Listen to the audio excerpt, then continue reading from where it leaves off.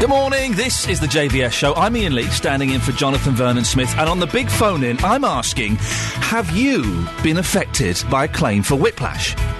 New figures show that the number of people making personal injury claims after a car accident has risen by 20%, despite a 10% drop in the number of car accidents. A report has been put together by the actuarial profession, which blames aggressive claims companies for the rise in whiplash cases. False claims are thought to add at least £90 a year to the cost of a typical car insurance policy. The problem is, whiplash is impossible to prove, but many of the cases are, of course, legitimate. Susan in Hatfield made a claim after her car was hit from behind. She was eventually awarded £4,000 after suffering continued discomfort. After 4 years, I thought, well, enough's enough, so I said I wanted to settle. They advised me not to settle because they said that, whiplash could go on, and obviously the longer it goes on, the bigger your claim will be. Well, there's no doubt that many people like Susan do suffer the after effects of whiplash for a long time, but when there's money on offer, there are also those who swing the lead just to line their own pockets. So today I'm asking, have you been affected by a claim for whiplash? Whatever your story, I would love to hear it. Perhaps you've just had an accident and been plagued by claims companies wanting to know if you're suffering from whiplash, who are prepared to take your case on. Maybe you don't blame people who put in false claims because you feel the insurance industry charges so much in the first place, it's no surprise they tried to get money out of the system some other way. Or perhaps someone claimed whiplash in a car accident that you've been involved in and you cannot believe they've been able to get away with it, when there was no way they could have been injured in the way they said. Today, I'm asking you, have you been affected by a claim for whiplash? Call me now, 08459 455 555. You can text 81333, start your text 3CR, or email jvsshow@bbc.co.uk. The JVS Show. Share your view. Make your point. Call 08459 455 555. That's 08459 455 555. The JVS Show. BBC Three Counties Radio. I've had these claim companies phone me up. I had one phone me up about a year. I said about 6 months to David, but it was about a year after the accident had happened. And I was so out of the surprised and shocked. He said, I didn't believe you'd been in an accident, sir. I said, no, I don't think so. No, we know you've been in an accident, so we just wondered if you've been injured at all. And there's soppy old me going, I don't think I've been in it. And then it dawned on me it was a year previously. And then I kind of sussed that these guys were out to make a fast buck, and I sent them on there. I don't like, I very rarely answer my mobile phone, and if it's a withheld number, never answer it. But I answered it at this point, and it was these companies. Have you had them phone you up? Because they're quite persuasive, aren't they? They come over all friendly and all matey, and they're quite persuasive. If they've called you, 08459 455 555, and I'm guessing they get your details from the insurance company. Is that allowed? Are they allowed to do that? I thought there was some kind of law, I'm guessing here, can you tell? I thought there was some kind of law that said the insurance company couldn't give your details on to a third party. Is that true? If you work for an insurance company, don't mention the company's names, but do come on, because I'd be keen to know what the legality is on that. 08459 455 555. And also, this is what I'm really keen to talk to. If you've made a claim for something like whiplash, and you did it, and there was nothing wrong with you, you just thought, this is a bit of easy money, I might as well, I'm paying enough insurance, I don't really get a lot out of it, I might as well get £1,000 or 1,500 quid. You can come on, you can change your name if you want, and I have to say, for legal reasons, of course, it's very naughty and we don't condone it, but I'm intrigued to speak to you and find out if you've done that and why you did it, and how much money you got. 08459 455 555 is the telephone number if you want to give me a call on this. John is in Bedford. Good morning, John. Good morning, Ian. John, what happened to you? I was on my way to work back in January. Yeah. Travelling down the A1. And yes, I know. Somebody hit me up the backside at about 40 miles an hour. Cheeky, yes. It was one of those unfortunate things. We got out, we swapped names, addresses, and I felt fine. And within a week, I got a phone call from a soliciting company saying, "Oh, you were in an accident." And I said, "Well, how did you get my name?" "Oh, well, that doesn't matter how you got your name. Do you want to make a claim?" And I said, "No, I don't." I said, "There's nothing wrong with me." And, he can get you a few £1,000. And I said, "Look, I'm not interested, like you were just saying yourself." Yeah. But about a fortnight later, I started getting a bit of stiffness in my neck, and I went to the doctors. And they said it's as a result of the accident. So how long after the accident did you start getting the stiffness? 14 days afterwards. Okay. And so I thought, this is... So I ended up going to osteopath. Yep. I've had osteopathic treatment. I've had acupuncture. I've had physiotherapy. Yeah. At the end of the day, it's cost me over £500. Right. So I've now decided to make a claim to my own, so not one of these tin pot companies. Yeah. My own solicitor. Okay. Because at the end of the day, it wasn't my fault. And I don't see why I should be an additional £500 out of pocket. Well, listen, if it's a legitimate claim, then that seems fair enough. I'm surprised. I don't know. I'm not a doctor, John. I don't know if you're aware of that. I have very little medical training, let's say.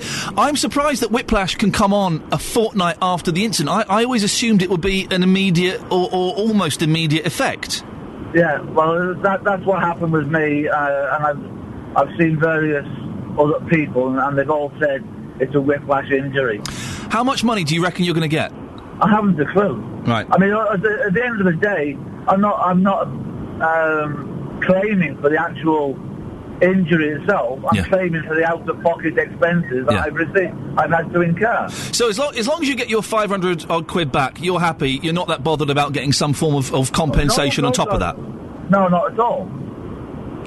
How do you feel, John? Yours is a legitimate claim. How do you feel about those naughty people that do the dodgy claims? Because they're putting your car insurance up. Yes, they are. And it all boils down. I mean, like you were saying here, these insurance companies, they must pass on my information to these sorts of people, because how did they know so quick? Yeah. I mean, it was obviously either my insurance company or the person that hit me up the backside, his insurance company, that must have passed my name on. And so someone in the insurance company must be getting a few quid. It's like, hey, every time you give us a name, we'll give you 50 quid. There's got to be something like that going on, isn't there? It's got to be. John, very quickly, two quick things. You had the osteopathy. Did he click your back? Oh, yeah. Isn't it good? I thought that everything was falling apart when he did it. I love the clicking of the back. It's my favourite thing. And also, acupuncture. Did it have any effect on you? Yes, it did. Really? Yeah. Oh, this is a debate for another day, because I've had acupuncture and it just hurt. I don't think it had any effect.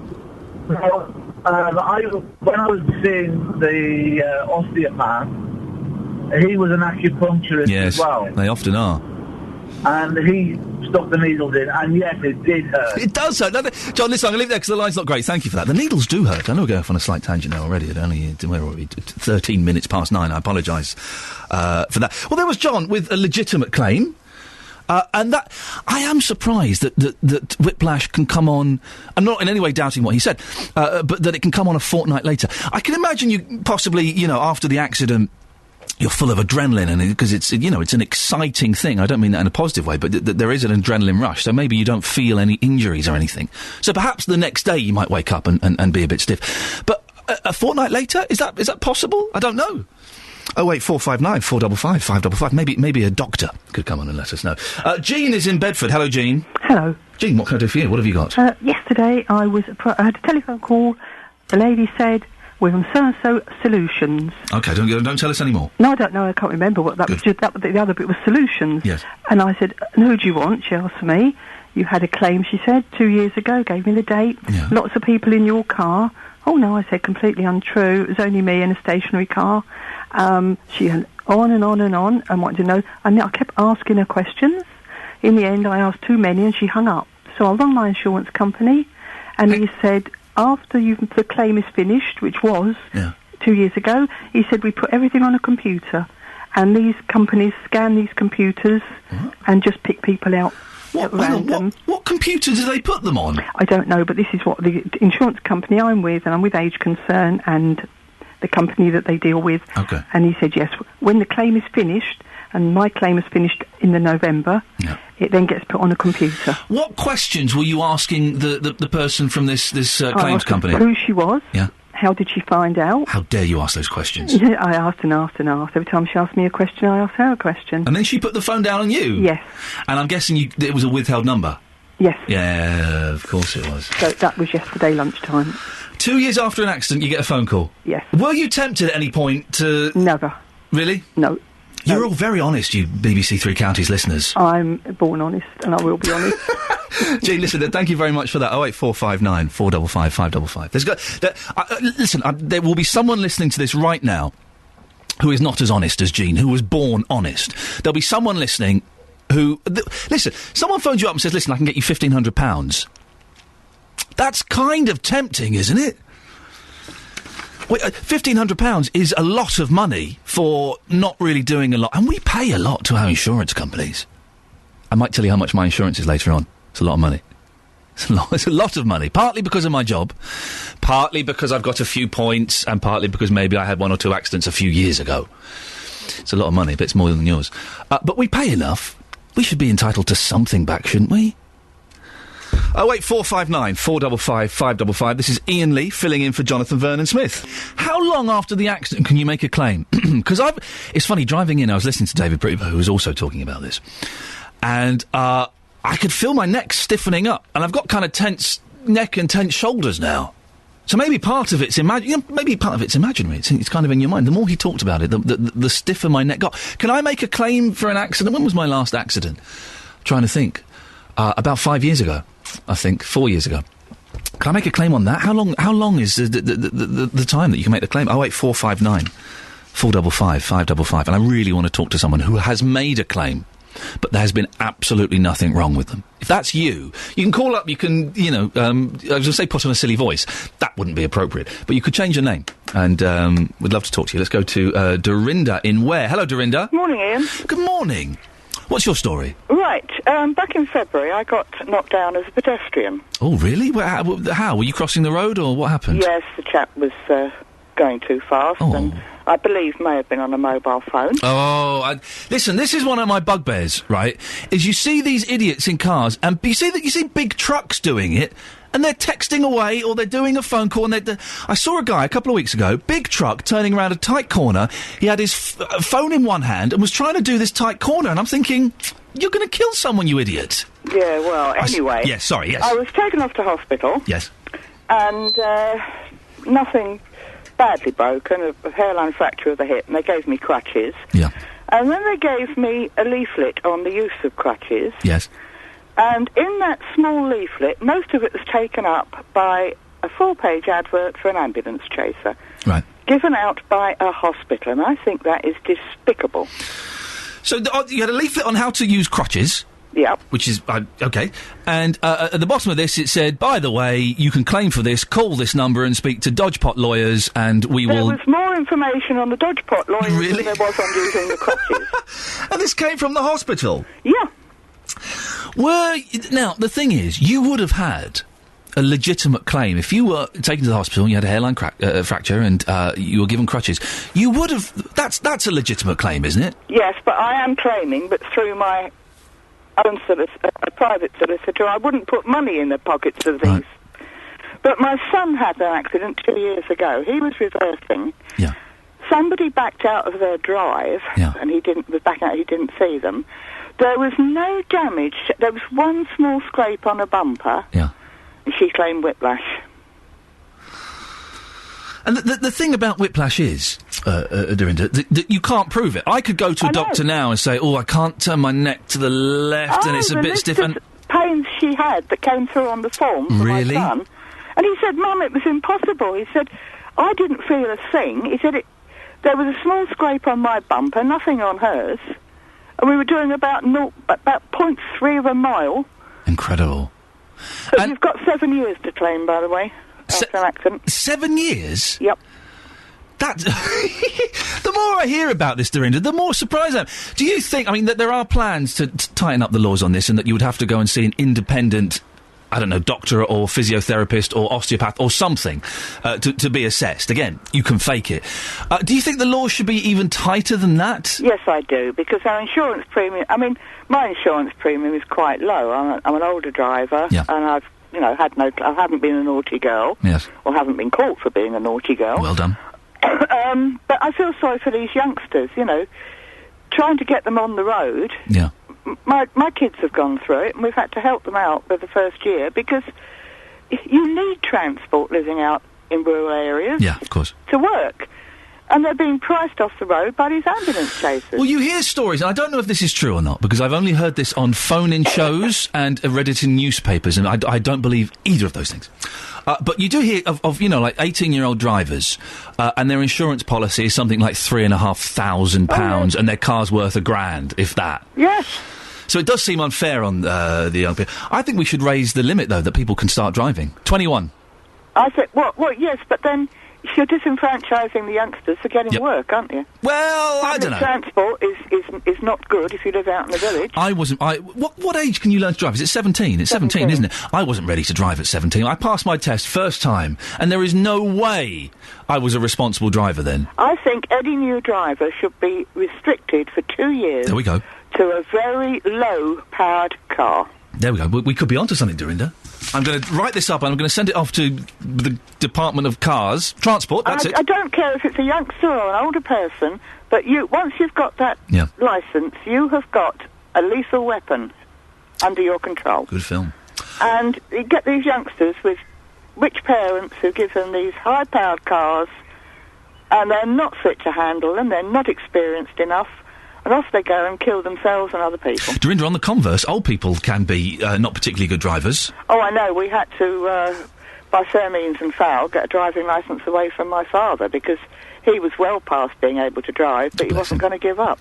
Dorinda, lovely to talk to you. Thank you very much. 08459 455 555 is the phone number. What could they do to tighten the law? The new changes are going to be that you go and you get assessed by someone independently who's not your GP. Because quite often GPs are far too busy with proper illnesses to properly assess you, and they go, oh, you got whiplash? OK, yes, I'll sign that off. But is that good enough? Because you can fake whiplash, can't you? It's easy. You just go, oh, I can't turn that way, oh, and that hurts. That's it. How can we tighten the laws? There's got to be. And I really hate people cold calling me and phoning me up, and I'm on the... I was going to say the witness protection scheme. That's not it. I'm on the scheme where your number is taken off of the cold calling list. But I still get cold calls from people saying, just wondered if... and I hate that. Maybe that's where we have to start, is we make that kind of illegal for companies to phone you up and say, hey, believe you've been in an accident and we can help you. Gary. Hello, Gary. Hi, good morning, Ian. Good morning. You're going through a whiplash claim, are you? I am, yes. Are you making the claim, or is someone making the claim against you? Well, at the moment, I'm making a claim against an insurance company. OK, no names, no pack drill. No. Thank you. And what I'm trying to do is I've had a few companies trying to phone me to sort of, make money out of it. And what I've tried to deal directly with a particular insurance company and sort of come to a reasonable arrangement. So it's happened about 2 years ago. And eventually they sort of, and I saw their independent specialist who was, an expert in sort of back injuries, and he wrote them a report saying it's going to take about 1.5 years for me to recover, and he gave his recommendations. But this particular insurance company hasn't really recouped a lot of the costs because I'm still going to physio, and eventually what I've had to do now is go to a solicitor, and she said to me that the amount of money that she's going to get is a lot more money than I'll get for my back injury from the insurance company. And I've tried to speak to them all the time. I've been on the phone with them. I've been very fair. I've said to them, look, please can we resolve this? I don't want to go to a solicitor because the only person that's going to make the money is the solicitor. So hang on, sorry, Gary, are you saying that the solicitor herself is personally going to make more money than you would need for the claim? That's what she said to me, yes. Wow. And that's what frustrates me, because I don't want, everybody's insurance policies to go up. I just want to get, the money for the, for my back injury and the physio. And she says it's ridiculous. Maybe, this is part of the problem, is when you phone an insurance company, big or small, it's very hard to speak to a human being or someone that's not reading off of a script. Yes. And sometimes with these big corporations, what you need someone, and all the greatest respect to the phone staff and all these people that work in these companies, because they get a terrible time from angry people. But you need someone on the phone who can look at the case by case, and make a decision and go, well, OK, yes, we can see this is the situation. We can see it would cost us £1,000 to pay for your physio. It would cost us £3,000 if we went to the solicitor. Let's see if we can reach a compromise. Yes. That's exactly what I want to do. And what are the insurance companies saying? They're just you're speaking to a script, are you? Yes, and I'm not running down young guys at all, but it's a young guy who operates, who answers the phone, who's my case manager, and he's just saying, well, there's nothing he can do, and if I want to sue the company, then that's what I need to do. Have you done the thing? The thing I do that isn't so effective these days is the "Can I speak to your supervisor" line. Have you tried that? I have tried to speak to your supervisor, and the supervisor came on and said, "Well, there's not much we can do. This is this is what we get from our legal team." Mm. It's frustrating, Gary. How bad is the injury? It's a sort of a T. It's called a T8 or T9 fracture of the back. So I can walk and everything, but I have a lot of pain in my back. But it's just going to be something I'm going to have to live with. I just have to live with it. So you can't no more squash or tennis for you? Well, I'm sure I could do tennis, but I don't think it'll be doing anything of picking up heavy things or anything like that. Hang on, Gary can play tennis all of a sudden. You're swinging the lead, my son. For good, get out of here. Gary, listen, best of luck. I hope it all works out for you. Yes, thank you. There we go. Thank you very much. This is Iain Lee filling in for JVS. 08459 455 555 is the telephone number if you want to give us a call. It turns out that I would really like to speak to someone who's made a fraudulent claim, and it is a fraudulent claim. Because come on, you can use a different name, and I won't be judging you or anything like that. We have to agree. We have to just say, for legal reasons, that we don't condone it. It's very, very naughty. We're not in any way giving the thumbs up to this behaviour.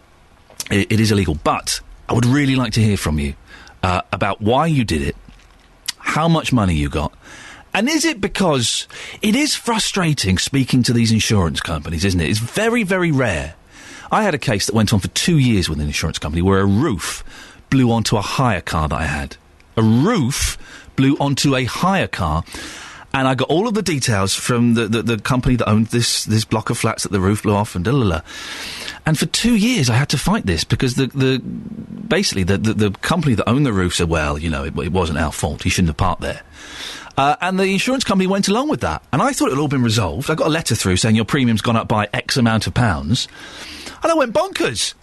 I phoned them up and said, hang on a second, how is this my fault? How can a roof blowing onto a car be my fault? It got resolved in the end, and they were very, very apologetic.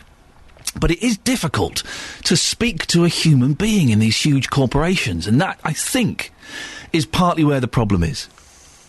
If you've had whiplash, if you've made a whiplash claim, whether legitimately or illegitimately, I would love to speak to you this morning. We are finding out about if whiplash has affected your life in some way. 08459 455 555 is the telephone number if you wish to give us a call. Time now to get the latest travel. This is Iain Lee filling in for JVS. More of your calls on 08459 455 555. Time now to get the latest news. On FM, AM and online at bbc.co.uk/3 counties. BBC Three Counties Radio. Good morning, it's the JVS show. I'm Iain Lee, standing in for Jonathan Vernon-Smith. And after 11, I'll be looking at your consumer problems and going back to Hazel. Hazel was looking to meet some friends in India in December of this year, so she booked up with an online agent for over £700. 2 weeks later, she was informed that her airline was no longer operating and she'd have to apply for a refund. I got all my money back apart from £25, which they say is a cancellation fee. but I haven't cancelled. My friends that I was going with, they have got all their money back, and I haven't. Hazel's contacted the agent to ask why she's being charged a cancellation fee when she hasn't cancelled anything, but so far there have been no replies. What happened? Well, we'll find out a bit later on. And after 10, I'll be asking, is there an effective way of dealing with antisocial behaviour? There's been a lot about antisocial behaviour in the news over the last couple of weeks, and Jonathan did a programme about it recently. It was featured after people on a housing estate in Luton complained to the show about the behaviour of some of the other residents. One thing that came out of the interview was that residents were worried about the repercussions if those responsible found out they were making complaints. Well, Sarah from Hertfordshire was listening that day. She says it's vital that locals get together to fight this and that they're prepared to stand up and make themselves heard. She's finally helping to turn her street around after 2.5 years of what she describes as hell. You can hear her story after 10. But back to the big phone in now. Have you been affected by a claim for whiplash? Despite a 10% decrease in the number of car accidents, there's been a 20% rise in the number of claims for whiplash. Those figures have come from the actuarial, you try saying that at this time in the morning, profession, which believes the rise is due to aggressive claims management companies.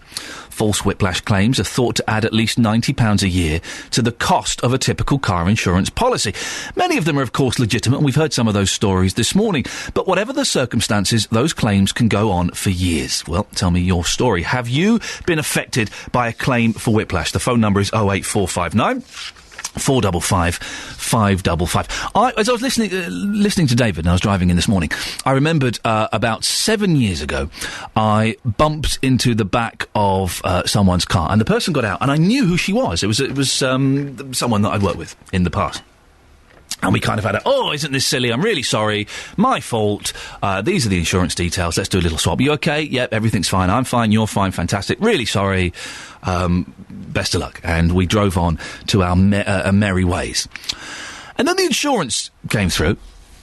And then there was a claim for whiplash from her. And I felt really bad. I thought, oh, gosh, she seemed all right on the day. Oh, dear. I felt terrible. And she wasn't a particularly close friend. I'd worked with her. She was more of a colleague, so I didn't really get in touch. Didn't think it was appropriate, but I felt really bad and uncomfortable that I could have injured someone like that. And then when I was driving in this morning, listening to David, I thought, hang on a minute. She was doing one of those dodge pot claims. Because she was absolutely fine. And I know people are saying that it can come out 2 weeks later, but she was absolutely fine. And it wasn't that big a crash. It wasn't. Was she getting one over on me? 08459 455 555 is the telephone number. Let's go to Derek in Abbots Langley. Hello, Derek. Yeah, morning. How are you? I'm very well, thank you very much. Although, talking about this, my neck and my shoulders are starting to stiffen up a little bit. I might make a claim. Can I claim against David Prever? Because he started this. Yeah, I should think so. He's got enough money, he can afford it. Derek, what's your story? Yeah, basically, I've never ever been in an accident in my life. Oh, good for you. In one respect. I mean, obviously, I've had a bit of damage done to the car in obviously supermarket car parks, you know. Right. Little things like that. Yeah, that happens. Yeah. Now, recently, I've been getting sort of texting on my phone. Yeah. Basically, I've been in an accident, whiplash and all that. We can get compensation for you. Text back these numbers. And I've just basically blanked them off in that sense. No. So hang on, you've not had an accident. You've not made an insurance claim. No one's made a claim against you. No. And you're getting they're not even bothering to phone you up. No, they're just leaving it on my sort of obviously phone, you know. And as I say, I don't know how they got my number. They might just been a sort of random calling or whatever. And have you bothered to pursue this? Have you phoned these numbers to ask what's going on? No.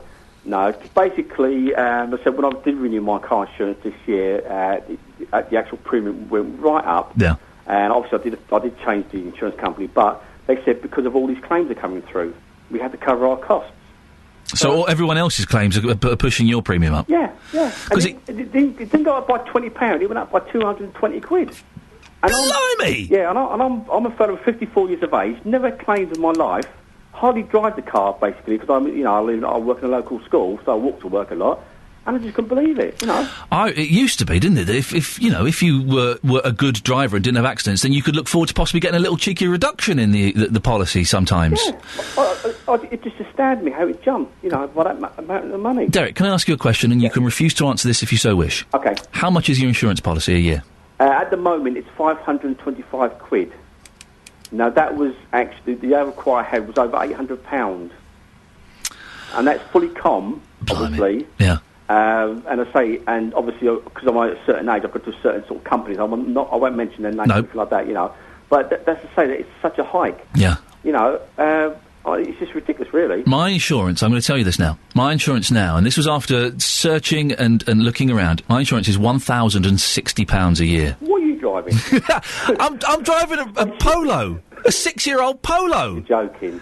I tell you why. It's partly why. Yes, I've got 3 points on my licence for speeding. I put my hands up. It was a long time ago, and they go off my licence next year. Thank you very much. Yes. Yes, I've made a claim in the last 5 years. Right. And also, it's partly because of my job. These companies, as soon as you say I can't apply for insurance online because as soon as I put down a presenter or a DJ or a performer or a comedian or whatever, they say, "Oh, please call this number." And you call this number, and you can hear the person on the other end of the line rubbing their hands with glee because they think I'm going to be driving like Burt Reynolds or Paul McCartney around. Yeah. And if I have a crash with Paul McCartney, and they could be liable for millions. Oh yeah. I don't speak to Paul McCartney anymore these days. We had a falling out quite a long time ago, so it doesn't. And before that, before I shopped around, get this, my insurance on a Polo was £1,800. Unbelievable. So I can see.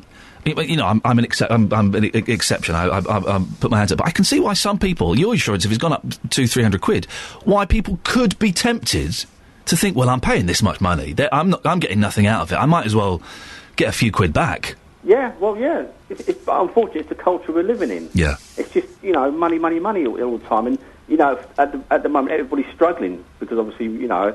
Of course so. You know, that sort of environment. But as I say, it's... Well, you know, I suppose we're only human beings, I suppose. Derek, thank you very much for that. 08459 455 555. I remember sort of this culture coming over, I don't know, 10, 15 years ago. Because before, you didn't used to see adverts for no win, no fee. Give us a call, no win, no fee. Have you been injured yourself at work? Give us a call, no win, no fee. And these kind of started about 15 years ago. It was an American thing, and it kind of came over. And you would see the odd advert in a magazine or something. Now, daytime TV, full of these adverts. Have you broken your arm whilst falling off a ladder? Then give us a call. No win, no fee. 08459 455 555 is our telephone number. Let's go to Frank in Bedford. Hello, Frank. Good morning. What's your story, Frank? Well, I'll listen to you, my friend. And first of all, I don't think you're being fair to the younger ones because altering the age has got nothing to do with this. Okay. You know, up to 20. For those who weren't listening, I did suggest that maybe people shouldn't be allowed to drive below the age of 20, or I think I said 21. No, I don't think that would work at all. Okay. But what will work, and I can't see why it shouldn't work, and that is, you know when you go for insurance, what do you want to claim for, you know, breakdown service, etc. Yeah. Well, why don't they add that on to, if you want a whiplash, you pay more for it? Oh, I see, because you can tick a box saying, yes, I want windscreen cover, or I want my stereo covered, and things like that, can't you? So you're saying you could add that... That's right.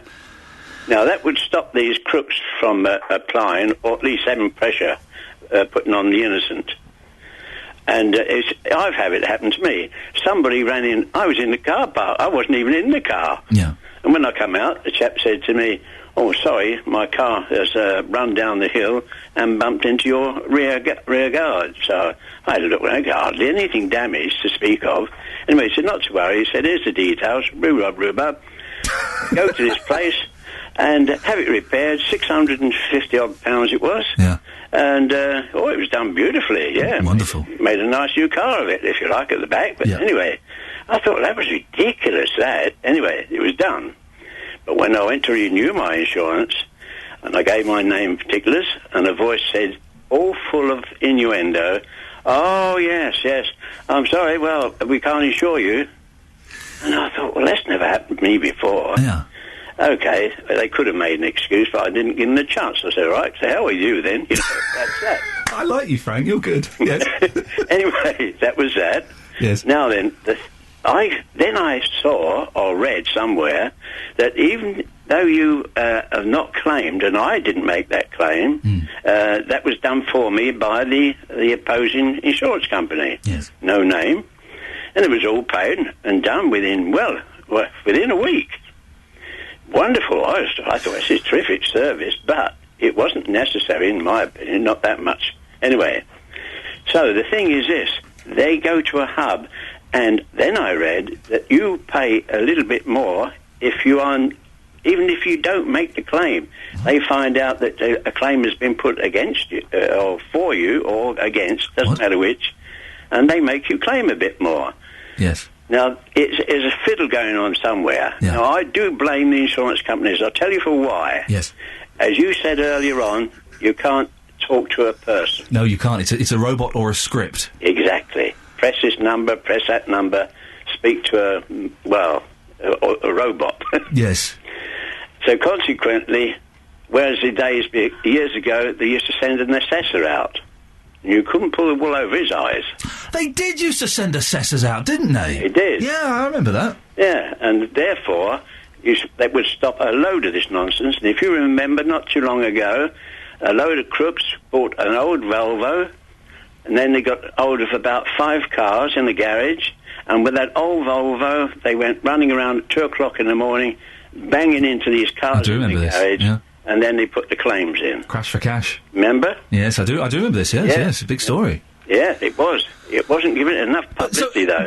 Frank, so you were refused insurance by this company because someone had bumped into you when you hadn't even been in the car. Yeah. I've got to ask, had you been a naughty boy before? Do you have, None whatsoever. No claims? No. No points? No. Nothing? Yeah, I've got a speeding bump, similar to you. There we go. That was years ago. Yes. And that's the only claim I've had since driving 1940.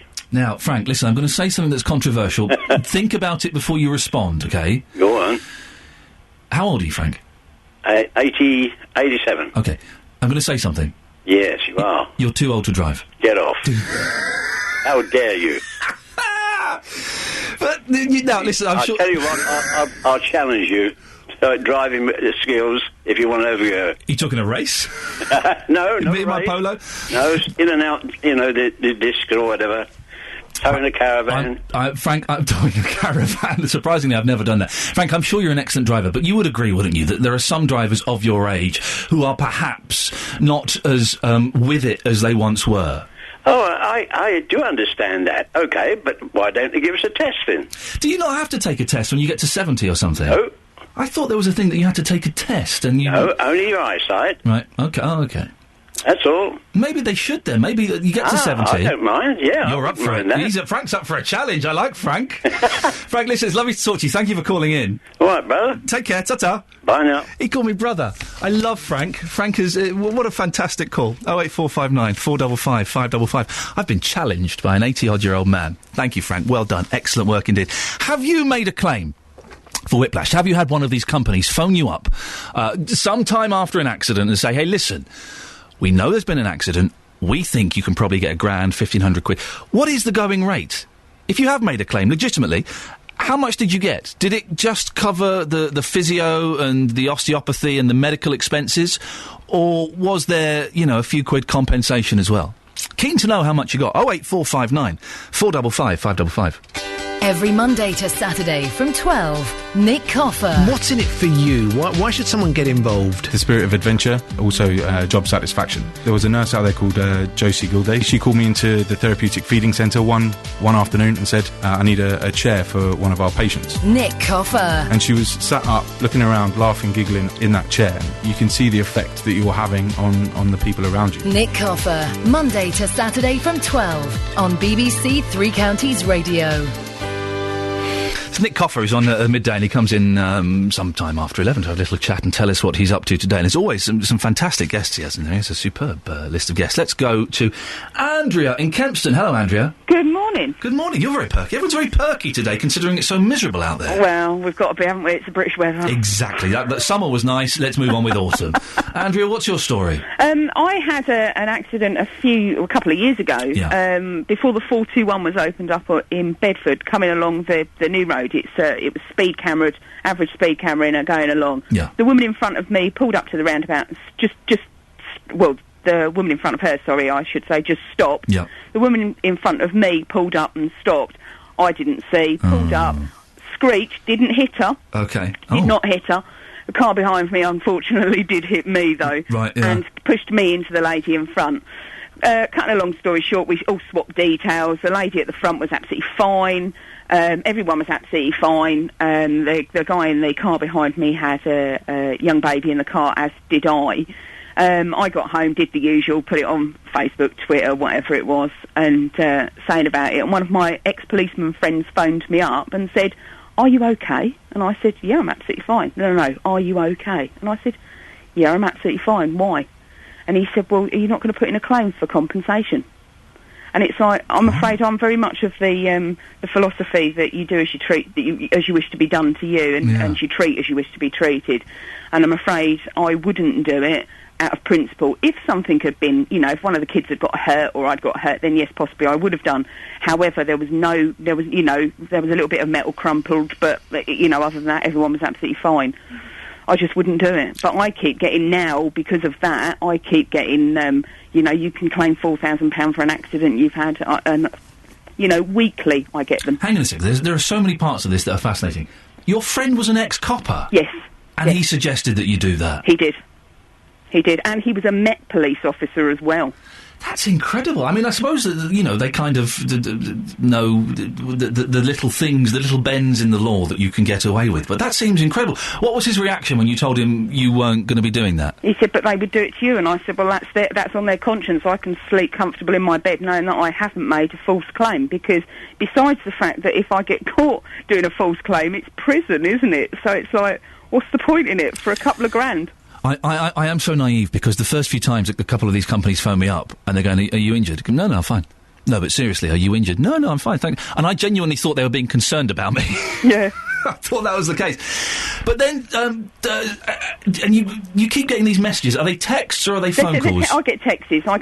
I mean, what we've decided we're going to do now is we reply yes to them and then wait until they phone and say, "Where have you got our information from?" But the only thing I can put it down to is, at the moment we have been phoning around for insurance, and I'm assuming that somewhere on the database it's dragged this accident up. And of course they're now, because it's come active again, they're now looking into it, and this is the reason we're getting so many of them. But well, we had a call from someone who said that her insurance company said that they're all put on a computer. All the accidents are put on a computer, and then these companies are sort of allowed to go and trawl through that. I would have said that's under the Data Protection Act. I would have said that's somewhat illegal. You know that somewhere, Andrea, you have not ticked a box that keeps your information private. Don't you just? Those boxes online are the most good. If you do wish people to not have this information and therefore they can't see it, but you would like them to, then do not untick this box. Yeah. What? Yeah. Terrible, Andrea, but it's life. Listen, I admire you for that. Thank you very much. I think I'm the same. On principle, maybe when I was younger and a little bit more carefree, but on principle, I don't think I could do this and make an illegitimate claim for injury. I don't think I could do it, because I'm going to say something really naive and stupid. It's not fair. Is it? It's not fair.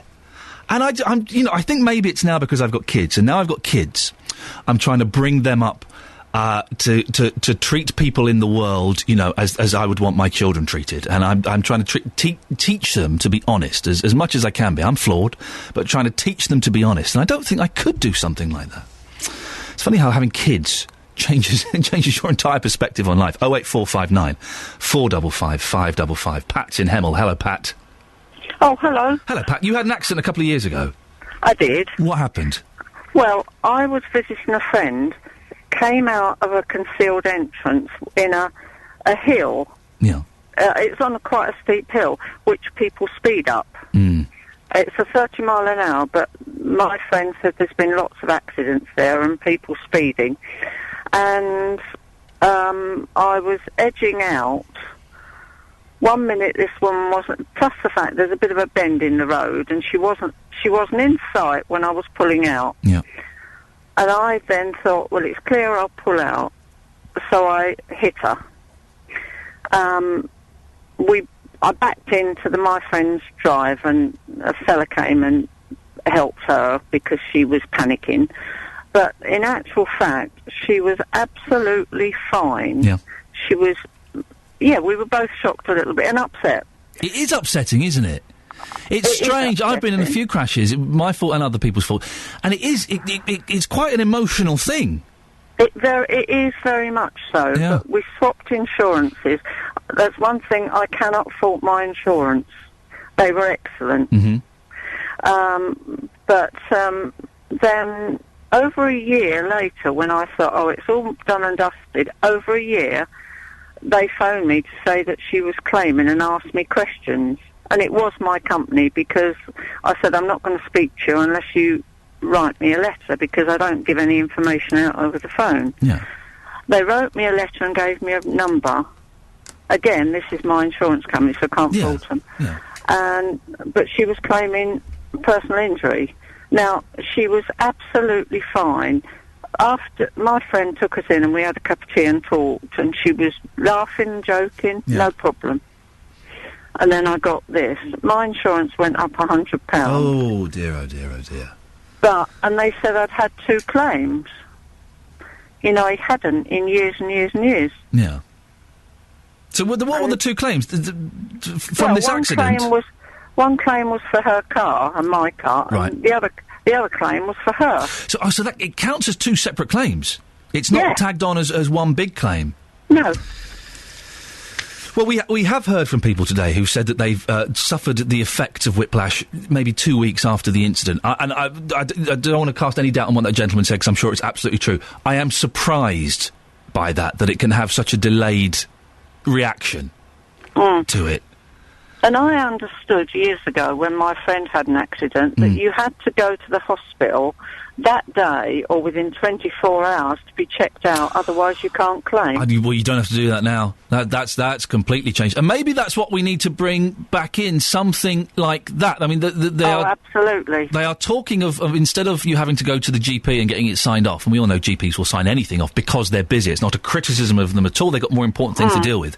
That instead of doing that, you go and see an independent doctor or physiotherapist, and they'll kind of look at you and test you and stuff like that. Is that enough of a change in the law around this, or do we need more, do you think? I think we need more to stop these claims, because there's so many adverts on the television. Have you had an accident? You could get so much compensation and all this. And it's, people are conning the insurance companies, and it's putting all our premiums up. But Pat, okay, if you have legitimately hurt yourself, though, is it okay to claim on that, yeah? Oh, yes, they've been... And if they get checked out and they have legitimate... Yeah, well, that's what you pay the extra for the sort of public liability. And if I can avoid paying anything, claiming anything on insurance, I don't claim on my house insurance. If I broke my computer the other day, I could have claimed it on the house insurance, but I know that my premium would have gone up £300 if I'd done that. Oh, absolutely. Might as well go and buy another computer. Yeah, and I do the same. I don't claim on the house insurance and everything. Pat, listen, thank you very much. Let's go to Marion in Stevenage. Good morning, Marion. Good morning. Just a query. Yes. What do you actually put down as your, when you ring up the agency and ask them? On my car insurance, I think Yeah. I am now, I think I'm a broadcaster, I think. No. You're a media engineer. But Marion, that's a lie, isn't it? No, you're on the media. Yes. But you play with your sliders up and down. I do. Can you see? You engineer. You're a media engineer. But the thing is, because sometimes I have. Well, if you do daft things, then obviously you're going to get caught up. But I'm not saying daft things. But if you're going to, I mean, you can try it. The thing is, you try it, and then if they find out that I'm not a media engineer, because you're on the media. You're so dodgy, aren't you? And well, we had to do it once upon a time because we were entertainers also. Oh, really? We're now printers. We don't do so much entertainment. What entertainment did you do, Marion? Magic. No, So we were totally stuck in the same thing. Are you a magician's assistant? No, I'm a magician. Oh, a lady magician! Wow, I didn't know that was allowed these days. Oh yeah, don't worry. I love a bit of magic. What's your best trick? Make the cards match. Oh, anyone can do that. That's well easy. So, do you think that Terry Wogan could get away with saying he was a media engineer? Well, he was famous. Are you famous? I have a slight notoriety. Oh, right. But, I mean, have you tried all the companies? I've tried all of the companies. I've tried them all. Just try it. Marion, I couldn't do anything so naughty. I have to be honest on these things. Adam's in Bedford. Hello, Adam. How you doing? You all right? I'm all right, thank you. I'm considering whether I could put down media engineer. I don't think I could. I think... No, you've got to be careful now, because I rang up for a car quote, and I hadn't changed my occupation, and my insurance went up by £30 when they saw that my previous my van wasn't the same occupation as I was trying to get for my car. They clocked it straight away. You have to be so careful filling in these forms, because they are always looking for a little loophole to say, well, you didn't do this, so we can't pay. You've got to be very careful and very honest, of course. Adam, what's your story on this? Well, I've had 2 accidents in the space of 2 years. This was 7 years ago, which I've rung up before about. The first one, I fractured 2 vertebrae, crushed my vertebrae as well. Oh my goodness! I got all sorted. Didn't get a lot of help with that accident because the driver drove away and they got them. So, but then 7 months later, I got knocked off my motorbike. I stopped at a T-junction. The lady wasn't concentrating, and I had my personal protection on my insurance. So, the solicitors wrote to me, and then the other insurance company tried to say to me, look, we want to settle with you, we know you're not very well with your neck and all that. But my legal cover, they said, no, we're sending you straight into an independent doctor of our choice. Yeah. And then they put me in for that. They said straight away, this is what's wrong with you.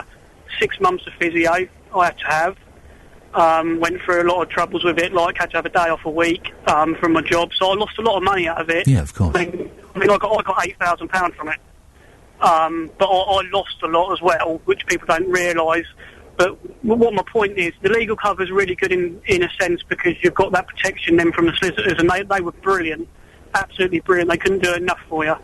And, but they do say to you, the money you get, you must keep some aside, because in the last 6 years, I've had to have at least £100 a year on treatment on loosening my neck back up. Yeah. Like acupuncture, physio, etc. And I'm still having that now to this day, and that's 6-7 years ago. Wow. People are doing it and they're getting away with it. And I'll be 100% honest with you now. My sister has done it. She has claimed when she didn't need to claim. She's done a little hooky naughty claim. She did. Her and her friend done it, yeah. And I was devastated because I've basically broke my back 7 years ago and couldn't get no help. And then there's people out there just claiming and getting away with it. Adam, listen, I've got to move on because we're out of time. But thank you very much for that. You do wonder, though, if people stop making these claims and so it didn't cost the insurance company so much money, would they actually give us any money back? Nah. Coming up in the next hour, we're going to be talking to Sarah from Hertfordshire, who found an effective way of dealing with antisocial behaviour. It's going to be a fascinating story. Love to hear your views as well. Speak to you after the latest news. It's the JVS show with me, Iain Lee, standing in for Jonathan Vernon Smith. After 11, I'll be looking at your consumer problems and I'll be talking to Leisha. A few months ago, Leisha had a sewage problem in her housing association flat. The toilet was blocked. She tried to sort it out, but had to call the housing association. In the end, they sent out a drainage person to come and try and unblock it. He actually made the problem worse, where it started to flow into my bath. Raw sewage coming up into your bath? Yeah, literally, other people's sewage, faeces, tissues, the lot, anything you could think of. Sounds horrible, doesn't it? All of this has ruined Leisha's flooring and bath mats, along with all the towels it took to clean up. There's an estimated cost of nearly £1,000 to replace everything. But in this hour of the programme, is there an effective way of dealing with antisocial behaviour? There's been a lot about antisocial behaviour in the news over the last couple of weeks, and Jonathan did a programme about it recently. Well, Sarah from Hertfordshire was listening that day, and after what she describes as 2.5 years of hell, she's finally managed to change things on her street, but she's needed the backing of her neighbours to do it. Hear her story, and if you have anything to say on this, I would love to hear it. Is there an effective way of dealing with antisocial behaviour? 08459 455 555. The JVS Show. Surprising stories that you won't hear anywhere else. The JVS Show. On BBC Three Counties Radio. Good morning, this is Iain Lee, filling in for Jonathan Vernon-Smith as he's away on his holiday, and I'm getting by. I think I'm getting by. Now, do you feel naughty if you use plastic bags? Despite pressure from David Cameron to make us cut down on the number of plastic bags we use, official figures show around 350 million more bags were given out by retailers over the past year. Last year, the Prime Minister asked stores to hand out fewer bags, but it seems that no one is listening.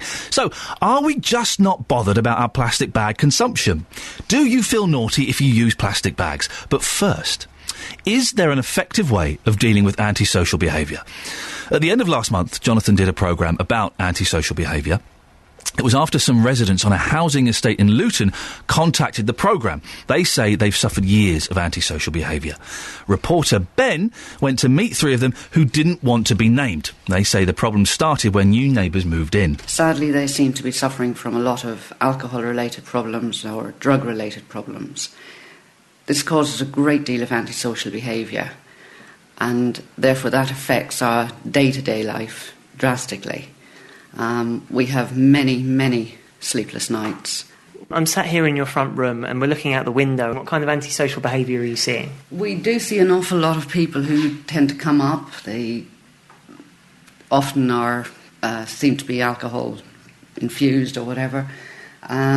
We can actually see them sometimes kicking main entrance doors.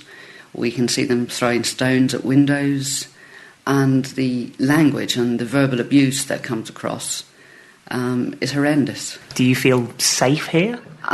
Sometimes we don't feel safe. We've had an awful lot of incidents which have been quite scary. We've seen fighting, things like that. And it is very scary, it is very frightening.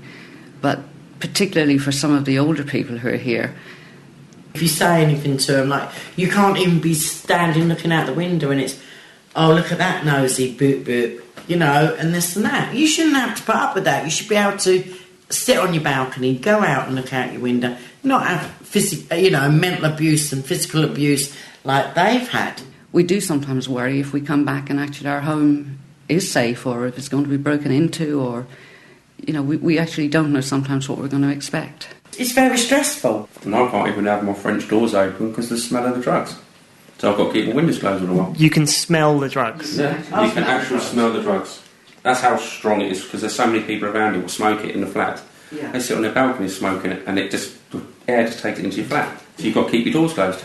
Yeah. You can't sit in peace because they're always drinking and shouting. You can't have your dinner in peace because of the smell. You can't watch your TV because of the noise. And you can't go to sleep. You go to sleep at night and there's noise again. They've just got no respect. Well, one thing that came out of the interview was that residents were worried about the repercussions if those responsible found out they were making complaints. One woman who was listening that day is Sarah from Hertfordshire. She says it's vital that locals get together to fight this, and she's joining me in the studio this morning. Good morning, Sarah. Good morning, Iain. Oh, I tell you what, shall I turn your microphone on? Morning, Iain. That's better. Tell us what was happening. Tell us the kind of behaviour that you were experiencing. We had race hate crime, we had arson, we had rocks at properties, verbal abuse, harassment. There was a lot. It was a lot. And I witnessed quite a lot of it, and then I ended up being a witness for a court case, and then I started to get targeted myself. So this wasn't just little kids doing graffiti, which is bad enough. People writing and painting on walls and stuff is bad enough, but you can kind of live with it. This was actual nasty. They were anything from the ages of 13 to 19, and they weren't in groups of 1 and 2s. They were in groups of 7, 8, 9s, even up to 14. So they went around. It was a pack mentality. And what kind of street do you live in? Is it a nice street? It's a nice street. The majority of the householders are pensioners. Yeah. it is a nice street, or was a nice street, but we're now bringing it back to how it was. We'll get to that in a minute, because your story is amazing of how you tackled this situation and what you did with it. How often were these events taking place? Nightly. And at weekends it would step up a level. So we'd get it during the day, we'd get it at night.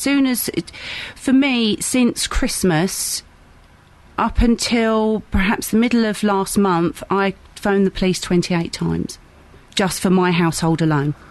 And were these 999 calls, or were you calling the local station? A couple of them were 999s, but mostly on the 101 number. Right, OK. And when you phoned the 999, what did they say? Did they take it seriously, or did they say, come on now? No, they came out. Yeah. They were on the scene within a couple of minutes. They took away the evidence. Yes, they did treat it seriously. But so you got a group of kids and I would say that if you're 16 and over, you're not a kid. No, you can go and join the army and kill people. You're a grown up. Well, precisely. Yeah. But the knockdown, for me, it was a grown-up version of Knockdown Ginger that I was being at 11 o'clock at night. I'd get my doors smacked on, the windows smacked on, walking down the side of the property, smacking on that, and then I'd go out, and then it'd be like a cat and mouse situation.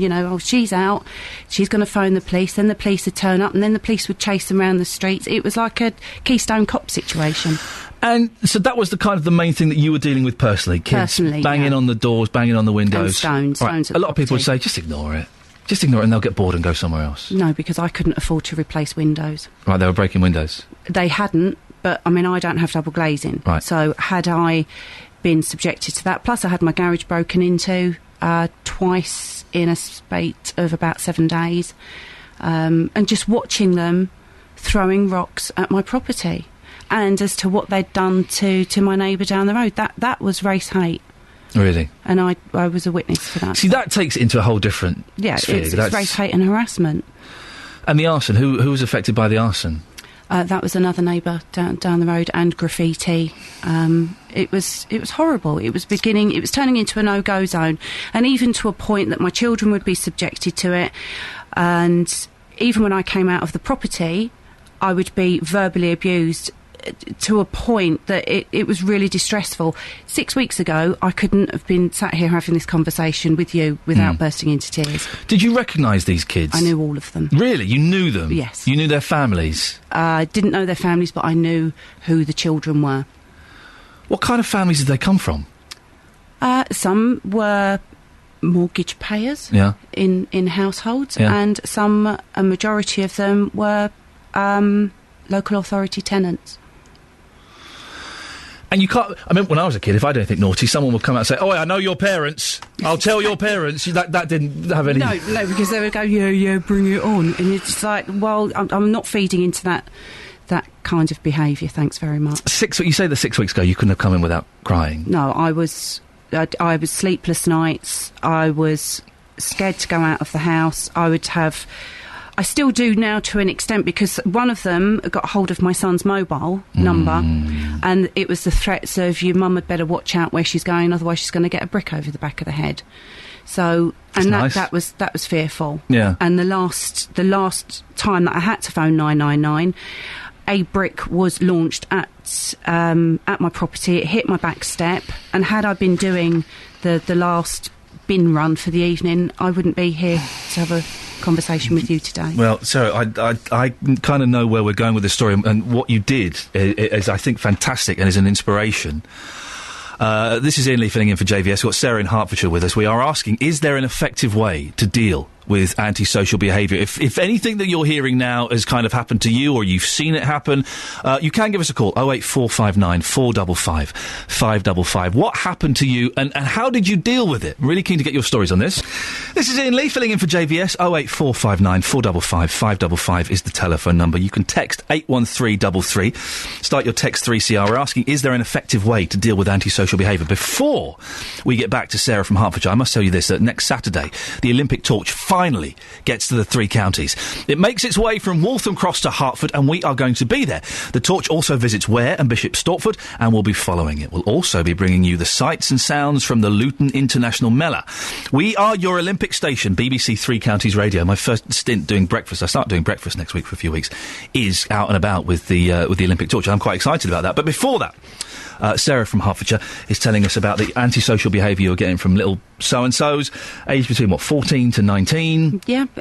Big groups of them. There was not just your graffiti and your vandalism, there was arson, there were rocks being thrown. You were getting violent threats because they got your son's mobile number. Did they go to school with any of your kids? Did your kids know them? No, I sent my children out of the area. Right, OK. So I don't know whether that was a good thing or a bad thing. But they'd not necessarily been to primary with them, but they'd probably been at the local skate park with them, or they knew my children. Yeah.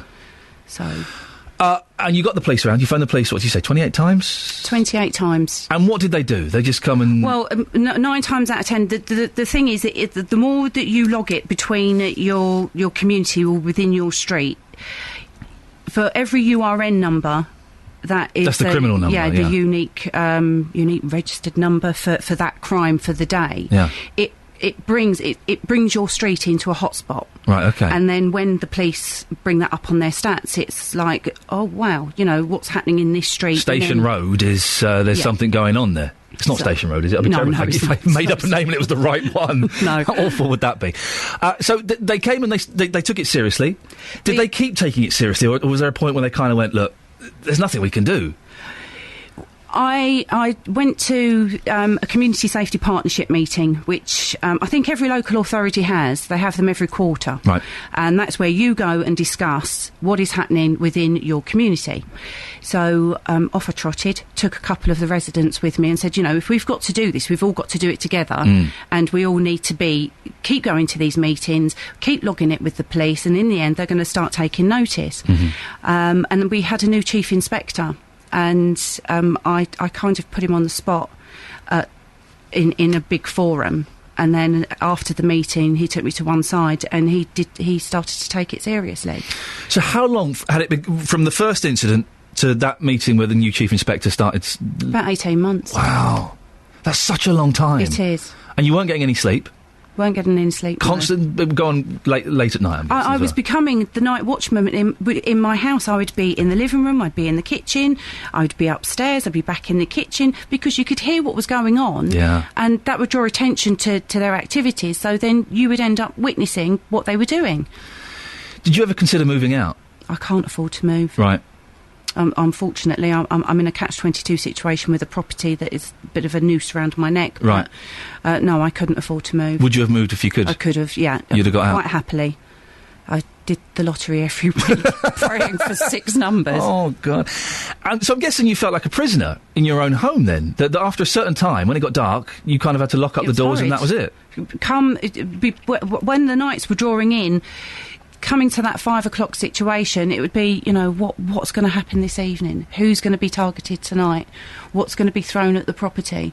And it would even get to a point that when I turned over the calendar, I would think, oh, look at that. You've got the month of April. It's absolutely clear. I do not want to litter it with URN numbers. Yeah. And lo and behold, it would be...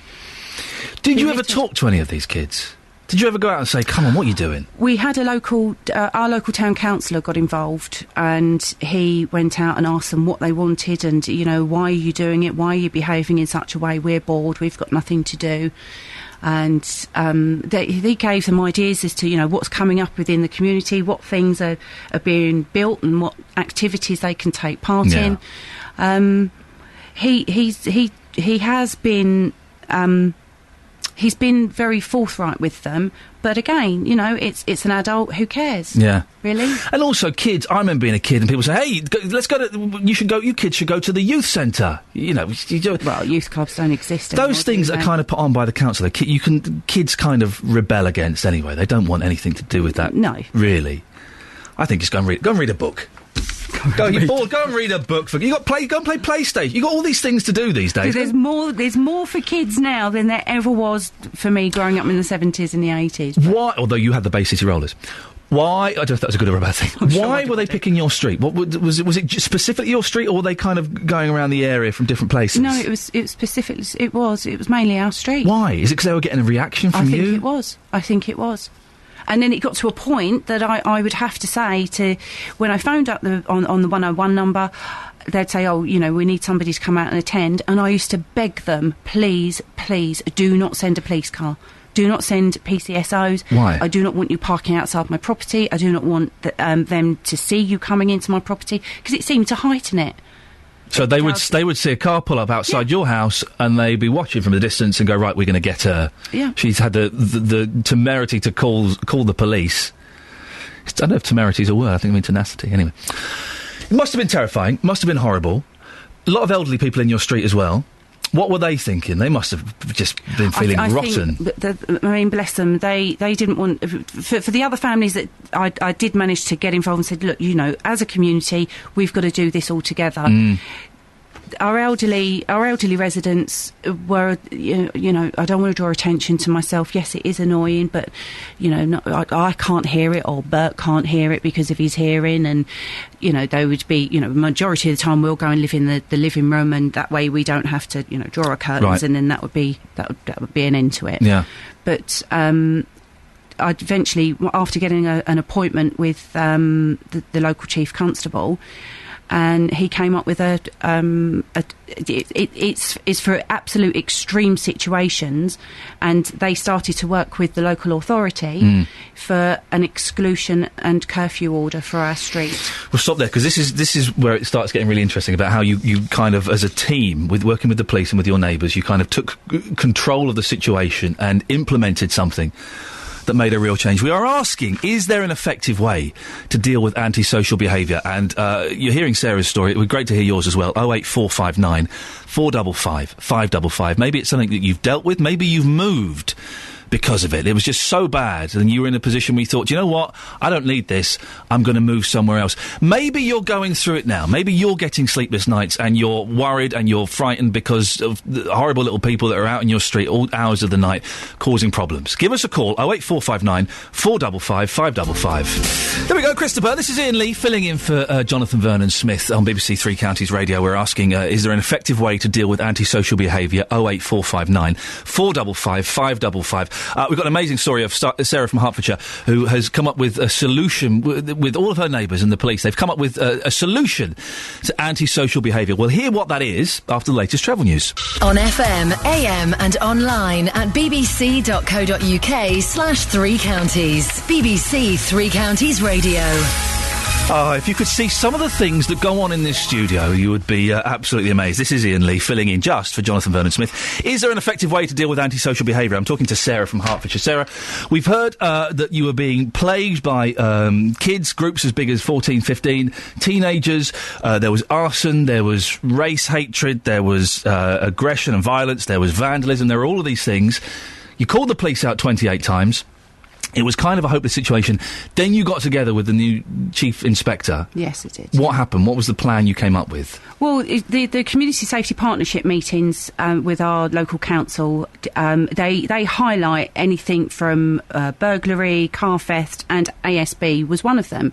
So he said that he was very hot on all of this, and I decided to make him stand up to his claim. Yeah. And in an open forum, I asked him what he planned on doing with our situation, and he asked to speak to me after the meeting, and along with the local town councillor, went to a meeting with him, and he came up with an idea that hadn't been used within the street, and it was a case of, do you know what? We're gonna have to go with it. I will try anything. That's exactly it. So what? It was a curfew. It was a curfew. It's a dispersal and curfew order. Dispersal and curfew order.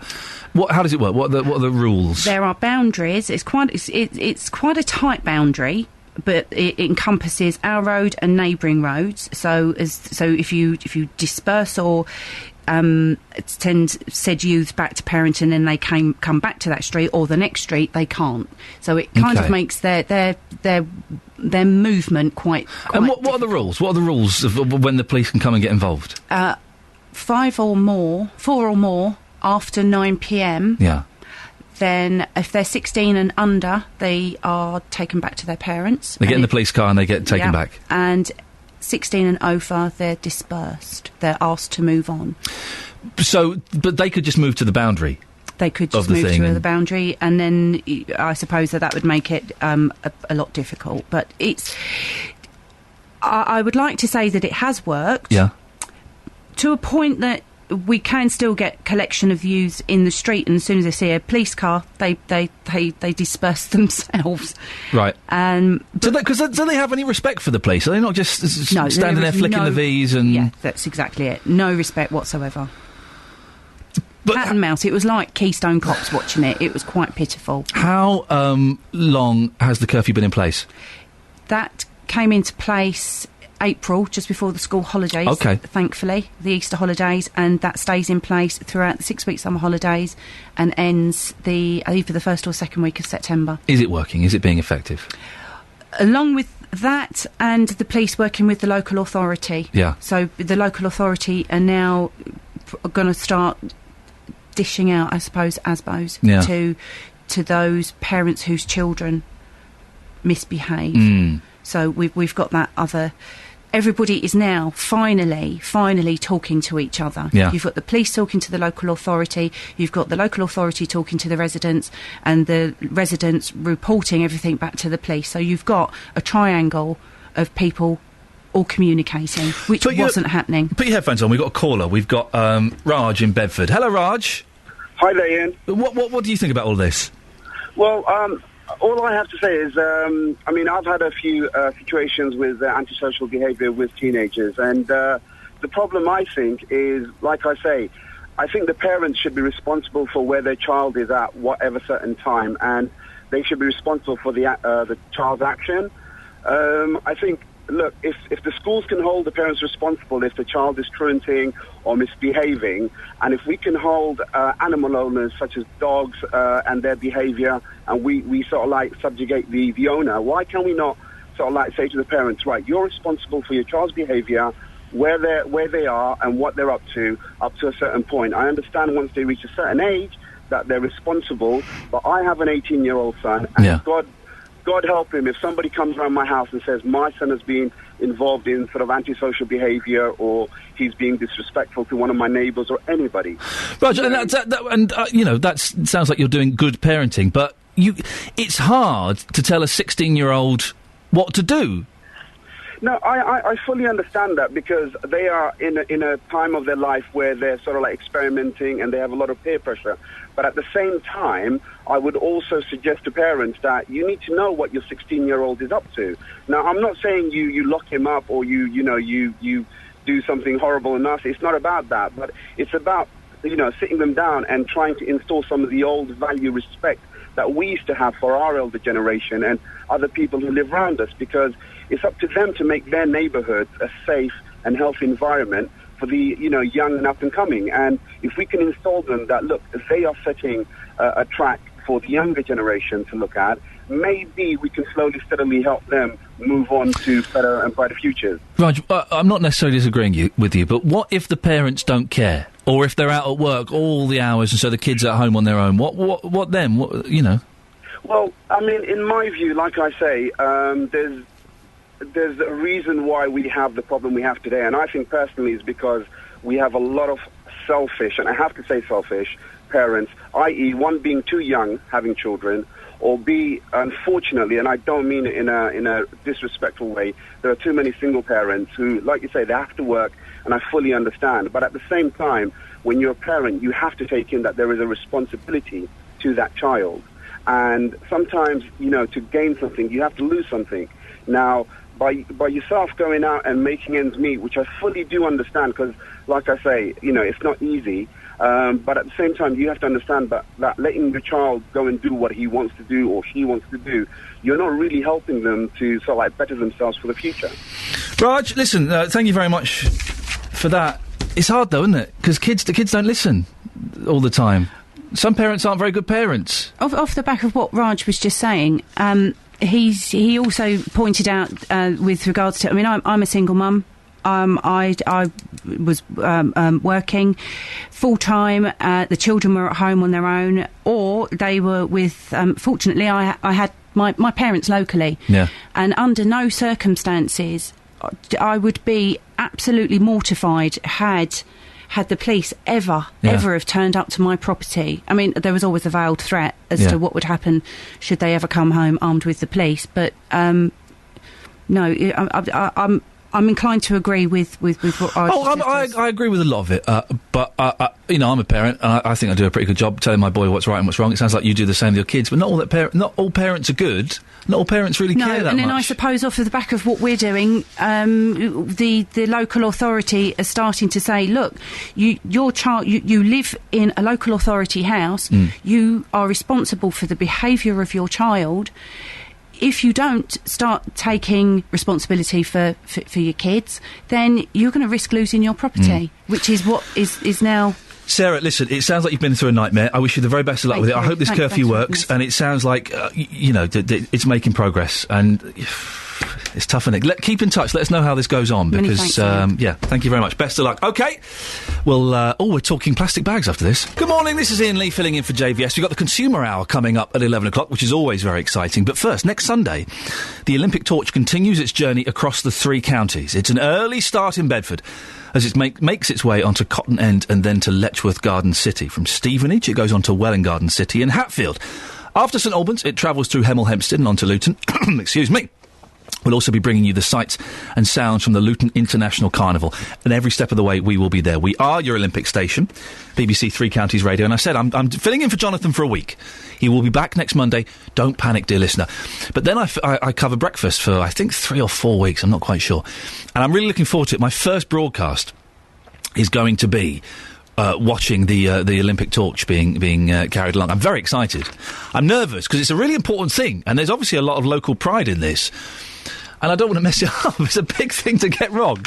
But I've been told I'm being given the superb A team who are going to come and sit along with me, and are going to make sure I don't do anything wrong. So fingers crossed on that. Now, do you feel naughty if you use plastic bags? Despite pressure from David Cameron to make us cut down on the number of plastic bags we use, official figures show around 350 million more bags were given out by retailers over the past year. Last year, the Prime Minister asked stores to hand out fewer bags, but it seems that no one is listening. So are we just not bothered about our plastic bag consumption? Do you feel naughty if you use plastic bags? You know when you go into the shop and... Can I have a plastic bag, please? Do you feel bad doing that? Do you feel guilty at all? Joining me in the studio is Professor Chris Coggins, a resource and waste consultant based in Luton. Good morning, Chris. Good morning. Just going to move this ever so slightly closer to you, sir. That's my fault. There you go. I thought we were using less plastic bags, but that's not the case. I think it is the case that a few years ago the government and the retailers combined and agreed to reduce the sale of plastic, the giving out of plastic bags. Yep. Some retailers started doing it.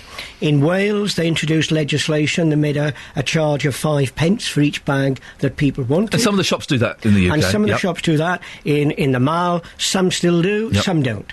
And I think at the end of the day, retailers, they've got their staff to think about. Yeah. And it's the people on the till who get all the hassle if people forget to take a bag, impulse purchase, and they want a plastic bag. And I think retailers recognise, from the point of view of workers, give the people the bags. And let's mention those stores, but I was saying off air that there are a couple of big supermarkets who, for a while, they didn't have the plastic bags out on display, and you'd have to say, oh, could I have a bag? And they'd give you the exact number. But now they're just back out again, and you can take them. I did see a lot of people getting very angry and irate. It's a weird thing about the British, the English, I think, perhaps in particular, that how dare you take away our plastic bags? I'm buying stuff in your shop, I deserve a plastic bag. And you're right, it's the person on the till that gets all of this hassle. Yeah, and I think, in a sense, what we have to remember is that there's 2 alternatives to the plastic bags. Up until about 5-8 years ago, most of the supermarkets had places where at the tills where you could pick up a cardboard box. Yep. You never see that now. Fire hazard. Not because of a fire hazard necessarily, but because the supermarkets have a target to recycle materials and packaging. And what's heavier, cardboard boxes or plastic bags? So they will flatten the cardboard boxes and take them off for recycling. Bags for life are the other alternative. And you do see a lot of people these days with linen bags or plastic thicker plastic bags. But there's a problem there that it's not necessarily the answer, because research in America has shown that you need to wash those bags out regularly to avoid getting problematical bacteria, E. coli, in those bags. Just to stop you for a second, 'cause we've just had some very sad news that we'll share, and then we'll come back. We just heard that the actor Eric Sykes has died. He was 89 and had a short illness. Eric Sykes, of course, was a legend and worked with Spike Milligan and with Peter Sellers, and his show Sykes was one of the greatest sitcoms of all time. He wrote a superb autobiography as well, and his manager has said that he died peacefully. So it's Eric Sykes, who's just died aged 89 this morning. Very sad. Big fan of Eric Sykes. Do you know how many bags... Do you have figures on how many bags we're using per year, what the figures are? I don't keep things like that on. Good for you. Well done. And at the end of the day, it's a case that it's a fairly meaningless figure. I think, people know what bags they use. I will have plastic bags occasionally, and I tend to reuse them. Well, this is the thing. I, like a lot of people, I have a bottom drawer in my kitchen that is full of plastic bags, and that they get. I don't buy them, take them home, and then put them in the bin. They get used for all kinds of things, for dirty nappies. They get used for. So that, in a way, would that be classed as recycling, I suppose? It's a case I refer to it as reuse. You're using it for a purpose. Yeah. That if you didn't use the plastic bags you got from a shop, you probably would have to buy new bags. Yeah. So it's reusing them. You may want to put your headphones on, Chris, because we have a phone call from Isla in Caddington. Good morning, Isla. Morning. You are a recycler, are you? I am. And what do you feel about this use of plastic bags? Do you ever use them at all? I'm assuming you have a bag for life. Well, yeah, there's a couple of things. I actually carry an old-fashioned shopping bag, two or three in the back of my car. There we go. And if I go shopping, where's the problem? You take your bag out of your car and you go shopping. It really winds me up when I'm going around the supermarket and I see people with a trolley with 13, 14, 15... 16. Just hold up the plastic bags, and I'm thinking, what's the point? If you're doing that much shopping, take something with you to put it in.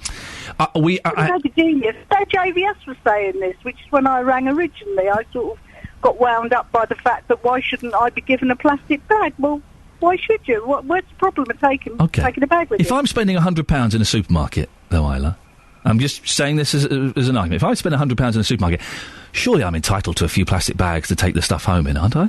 Yeah, but if you spend £100 every week and you pick up 14 plastic bags, why not take some of them back and reuse them? What do you do with 14 plastic bags every week? Yeah, well, that's an excellent point. You just don't need it. Do you think that people should be made to feel bad about using them?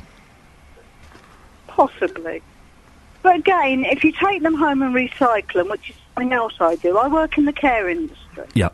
And a lot of my people I work with use pads and things. Yeah. And again, I'll carry one of these bags around in my pocket and I'll put it into the pad into a plastic bag rather than keep using more and more plastic. But that's something else that is often they're covered in plastic, and I think a lot of our waste comes from the gloves I'm using, from the aprons I'm using, from the pads people are using. It's not just carry a plastic bag. Isla, listen, thank you very much. There's a thing, the packaging. I once bought an apple from a petrol station. It was in a plastic apple-shaped... And cost you 35 pence. What was that about? God has given fruit its own packaging. It's got its banana peel and apple skin. We don't need packaging on fruit like that. It's all part of it. Surely one of the problems is, though, Chris, is that people kind of think, me not taking home 2 plastic bags once a week, it's not going to make any difference to the world, really, is it? I think that's an attitude that many people have, and I think, you have to think in terms of consumerist behaviour. We buy things, we have stuff, and then we have to get rid of that stuff. And people don't always realise what the implications are, and I think there's a whole lot of education that needs to be done to educate people in terms of where the materials are coming from, what happens afterwards. And again, the example on the phone is that, people who reuse plastic bags, that's fine. The danger is when you throw a plastic bag away and it gets lodged in a tree, it gets in a river and causes what people call white pollution. But that, again, is a behaviour issue. The bag doesn't move to the river on its own. It's thrown away. People would say... however many plastic bags we use, China are opening up a new coal mining facility, like 500 every month or something ridiculous like that. Stopping using plastic bags in the great scheme of things, compared to what's happening in the developing world, it's not really going to change anything, is it? It's a very minor element in the sense, at the end of the day, plastic bags, if they're made of plastic polyethylene, they're made from what is essentially a waste product in the oil industry. Otherwise, might be used for energy recovery. And really, if you add up all the plastic bags and monitor the impact, it's a very small contribution to either global warming, climate change. The big issue that many people raise is the pollution caused by them. OK, we've got a call. We've got Jenny in Milton Keynes. Good morning, Jenny. Oh, good morning. Jenny, do you like your plastic bags? Yeah, I like my plastic bags very much. In my local large supermarket... No names, thank you. Yeah, for ages and ages and ages now, all their carrier bags are biodegradable, and believe you me, they fall to pieces after 3 months. They even have the date by which they start to biodegrade printed on them. They last 3 months, and then they practically fall into nothing. Chris, is this true? I don't think I've seen these bags. You are? You pardon? I was just saying to Chris, that who's here with me, that I don't think I've seen these bags, Jenny. My big local supermarket, and I've been on and I've told Jonathan this before, and he asked me which supermarket, and I told him. Good for him. And so if they can do it, and I'm not joking, they have been doing it for a very long time now. What is the problem? Why can't everybody else do the same? They literally fall away to nothing. Right. Again, Chris, I'll ask you the same question I tried to ask earlier. I've not seen these plastic bags. Do they make a difference? They exist. I think there have been various attempts to create alternatives. There was a big phase 20 years ago to have bags that disintegrated in the sun. They didn't work. You had to leave them. You had to leave them out in the garden for weeks and weeks. But the thing is, these bags do work. This isn't a joke. No, these bags actually work. Jenny, so you don't feel naughty using these bags? I don't feel naughty. I think it's perfectly right. I mean, what's wrong with the carrier? I've seen it. They literally fall to pieces after 3 months. What is the problem? Why are people making it into a bigger problem than it needs to be? Just get biodegradable bags. It's up to the supermarkets to do that. My supermarket has been doing it for a long time. Are they strong enough to get... Yes. All of your... Yes. Shopping? Well, as long as you're not going to walk... As long as you're not going to walk miles with it, yeah. What's the furthest you think you could walk with it? Well, I don't know. I haven't tested it out. Okay, but I mean, I don't just walk from the till out to a car. I have to walk home with mine. Yes, okay. I'm I'm walking further than just from the till into the car park. Okay. And I'm all right. But what point I'm trying to Very briefly, if you would, Jenny. Very briefly, if you would. They fall to pieces. It's simple. Thank you very much. That was nice and brief. That was Jenny there, with who's very passionate. People do get very. People do get very passionate about this kind of thing. People do feel it's an entitlement to have these bags. Now, there is this English attitude of don't mess with what we've got going on, for goodness sakes. Professor Chris Coggins is a resource and waste consultant based in Luton. Thank you very much for your time. Very nice talking to you. The Consumer Hour is coming up after this. This is Emin, Baby Get Higher. I am really enjoying the show this morning. I'm having a lot of fun. I hope you are as well. Coming up after 11, it's the Consumer Hour. We've got some cracking stories for you today, including this one about Ray. He's a bit self-conscious about his thinning hair. When he saw a company offering a half-price deal for a hair transplant on the website, he booked a consultation. The guy didn't look at my hair in enough detail. He literally looked at it from across the other end of the table, told me what I needed, and told me that if I did it, pretty much immediately, he would do it for X amount. The quote for the surgery was £3,600 with a 50% deposit of £1,800. Ray cancelled a month before his surgery date, but he hasn't been granted a refund. We'll get an update on that and loads more stories, but first of all, here's time for the travel. As well as hearing from Ray, we'll be getting updates about Hazel and her flight to India. Will she get the £25 back that she's after? All of that and more after the latest news on BBC Three Counties Radio. It's the JVS show. This is Iain Lee filling in for Jonathan, and between now and 12 I'll be looking at your consumer problems, and if you've got an issue that you'd like us to look at, then do get in touch with the team. 08459 455 555. Today there's going to be an update for Hazel. Hazel was looking to meet some friends in India in December of this year, so she booked up with an online agent for over £700. 2 weeks later, she was informed that her airline was no longer operating and she'd have to apply for a refund. I got all my money back apart from £25, which they say is a cancellation fee, but I haven't cancelled. My friends that I was going with, they have got all their money back and I haven't. Hazel's contacted the agent to ask why she's being charged a cancellation fee when she hasn't cancelled anything, but there have been no replies. I'll also be talking to Leisha. Now, a few months ago, Leisha had a sewage problem in her housing association flat. The toilet was blocked. She tried to sort it out, but had to call the housing association. In the end, they sent out a drainage person to come and try and unblock it. He actually made the problem worse, where it started to flow into my bath. Raw sewage coming up into your bath? Yeah, literally other people's sewage, faeces, tissues, the lot, anything you could think of. This is the most disgusting story. All of this has ruined Leisha's flooring and bath mats, along with all the towels it took to clean up. There's an estimated cost of nearly £1,000 to replace everything. We'll get an update on that and find out how things are going, with a load more stories as well. The JVS Show. Fighting for your rights and tackling your consumer problems. The JVS Show. BBC Three Counties Radio. If you got a problem, give us a call, 08459 455 555, and we'll do our best to see if we can sort it out. But before that, Fleetwood Mac, Dreams. Fleetwood Mac and Dreams. I used to hate Fleetwood Mac. And then I read a fantastic book about the guitarist Lindsey Buckingham and just fell in love with them. Rumours, Tusk and Tango in the Night. 3 of the greatest albums of all time. Wonderful, wonderful. This is Iain Lee, filling in for Jonathan Vernon Smith while he's off having a nice fancy holiday somewhere in the sunshine and we're stuck in the pouring rain, which is... well, that's what we have to do. 08459 455 555 is the telephone number if you want to give us a call with any of your consumer problems. But I must make you aware of this, that next Monday the Olympic torch concludes its journey across the 3 counties. After a very early start in Luton, the torch makes its way through Dunstable and onto Milton Keynes. It's then on to Bletchley, Buckingham and Winslow. After Whitchurch, the torch will make its way through Aylesbury, Stoke Mandeville and then on to Waddesdon.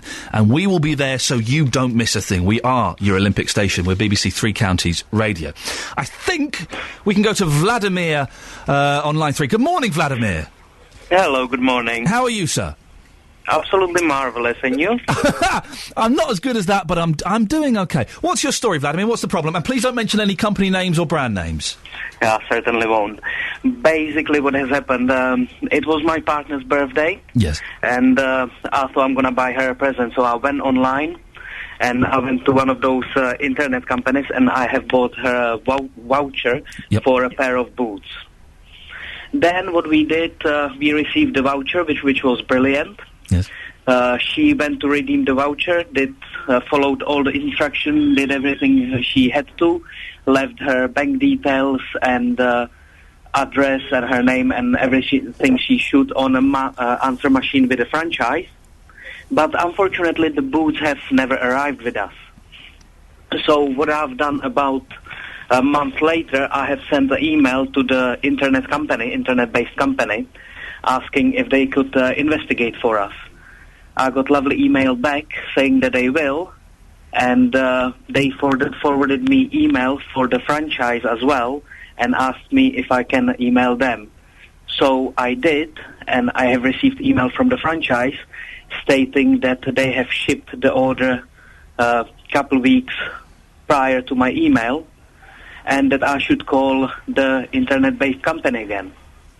Which then I did, but unfortunately the number they gave me was not complaints or anything like that. The number they gave me was meant to be dealing with redeeming vouchers only, and as my voucher by that time was already redeemed, they couldn't help me. So they advised me that I should send another email to the internet-based company, which I did. Then I got email back from them saying that they will investigate the case again. And after a few days, I got another email from the internet-based company stating that basically the merchant has never received the order. So I've gone back to them saying, well, they did receive the order because they said that they shipped the goods. And this has gone back and forward a few times. And now the last email I've received from them says, well, we are terribly sorry, but they have never received your order, and the voucher has expired, so we cannot give you your boots nor refund. So hang on. So you bought some vouchers from a company. You went to use these vouchers at another company. Is that correct? That is correct, yes. And to buy some boots, the boots never arrived. And the second company where you got the boots from, they initially said they had sent the boots out a few weeks ago. That's correct, yes. And when they said that, did they send you any tracking number or anything like that, any proof that they'd sent it out? No, they did not. But you have an email from them saying they'd sent it out? Yes, okay. I do have an email stating that they shipped the order. You then went back to Company A. Yes. And they said that actually Company B never received the order. That's correct. This is very confusing and there's a mess. As always in these situations, I bow to superior knowledge. I look to Ben. Ben, this sounds like a mess. It does sound rather confusing. I mean, I don't buy many shoes. I don't know about you, but I only have about 3 pairs of shoes. I think, yes, but I have some smart shoes and 2 pairs of shoes that are not smart. That's it, yeah. So I don't know a lot about shoe shopping, I must admit. So, but it sounds like... Yeah, I think we'll need to speak to both companies and find out exactly where we stand with the voucher, because obviously this isn't a normal transaction where you pay by, say, credit card, debit card, something like that. You're using this voucher and then using the voucher to pay for something. So. And there was a time limit, Vladimir, on these vouchers on how long they could be used for? That's correct, yes. The voucher I have bought basically needed to be used by, if I'm correct, it was the 3rd of March 2012. Okay. Now, what's interesting here, Ben, is that Company B, the shoe company, initially said they had sent them out, and now they're saying they haven't sent them out. That's what's making me scratch my head on this. Yeah, there seems to be some confusion here, whether that's between the two companies involved here, whether it's a mix-up in communication, whether it's something that's gone... Things go lost in the post sometimes. So we need to track down exactly what's happened to these shoes and find out where we go from But then to deny that they've ever sent them out... Very puzzling. And not received the order. What is frustrating with a lot of these companies that are online, it's very hard to find a phone number.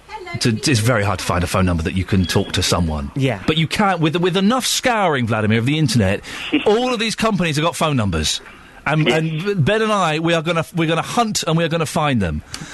Vladimir, listen, thank you very much for that. We will certainly look into that. Then is it we can absolutely we'll look into that, no problem. Vladimir, we will let you know how we progress with that. I think we can definitely look into that. 08459 455 555. This is Iain Lee filling in for Jonathan Vernon Smith on the Jonathan Vernon Smith Show. Surprisingly, allow me to go off on a tangent very slightly. I don't know if you heard the news at the top of the hour that Eric Sykes has passed away. Who's 89 was 89 years old, and he passed away peacefully this morning. If you're unaware of who Eric Sykes is, I'm guessing there will be some younger listeners who are going, what? Go on YouTube and go and watch The Plank. Just go and watch it. Now, it may not be to everyone's cup of tea, and it has dated slightly, but it's flipping brilliant. It's genius. And, Eric Sykes was one of the greatest comedy writers and performers in the world. A very British sense of humour, but was just fantastic. And he's one of those people that was on my list of people I wanted to interview. And I never got round to doing it, and I'm kicking myself now. Really sad news that Eric Sykes has passed away. Now, back to the Consumer Hour. Paul told us that he and his wife had put their house on the market. They got a buyer very quickly and found the house they wanted. So they thought it would all go through really smoothly. Our mortgage with our mortgage lender was portable, or so we thought. We wasn't after any more money at all. Tried to port it, but it now appears not quite that straightforward. It is like sort of reapplying for a mortgage with them.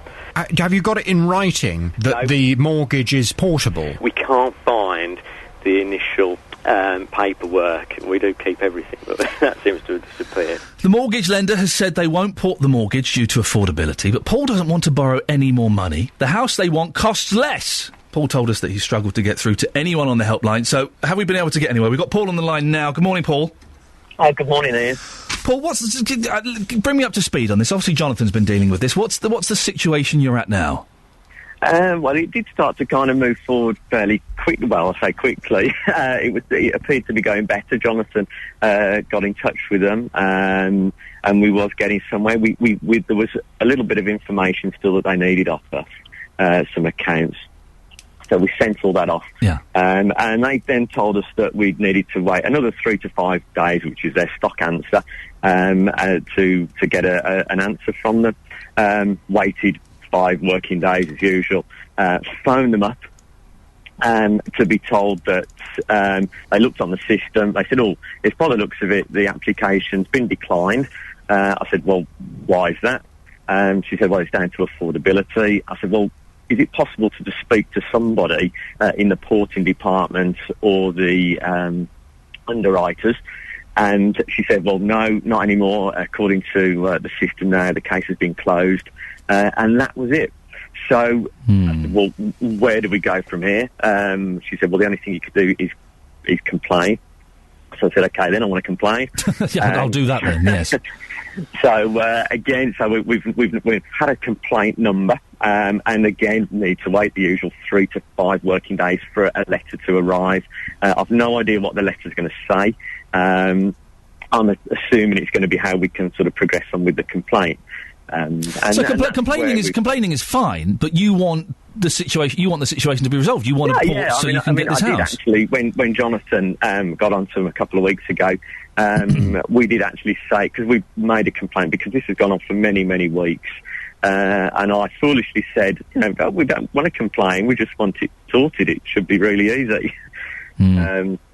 But obviously now it seems to have hit a real kind of brick wall. Well, Paul, mortgages, I just find a nightmare. I get asked, one of the security questions when I phone up my mortgage provider is, what kind of mortgage have you got? I don't know. I don't know. But we have an expert on the line. We've got Sebastian Murphy, who is head of mortgages at JLM Mortgage Services Limited in Hitchin. Good morning, Sebastian. Good morning, Ian. Now, you have heard what Paul said, and I sent you over some bits and pieces yesterday. You did. You've had a look at the situation. Is this normal? Are the company right to do this? It sounds like a quite a straightforward thing to port the mortgage. I know. You would think the lender would be sort of keen to obviously allow Paul to port the mortgage, especially if he's looking to reduce his loan.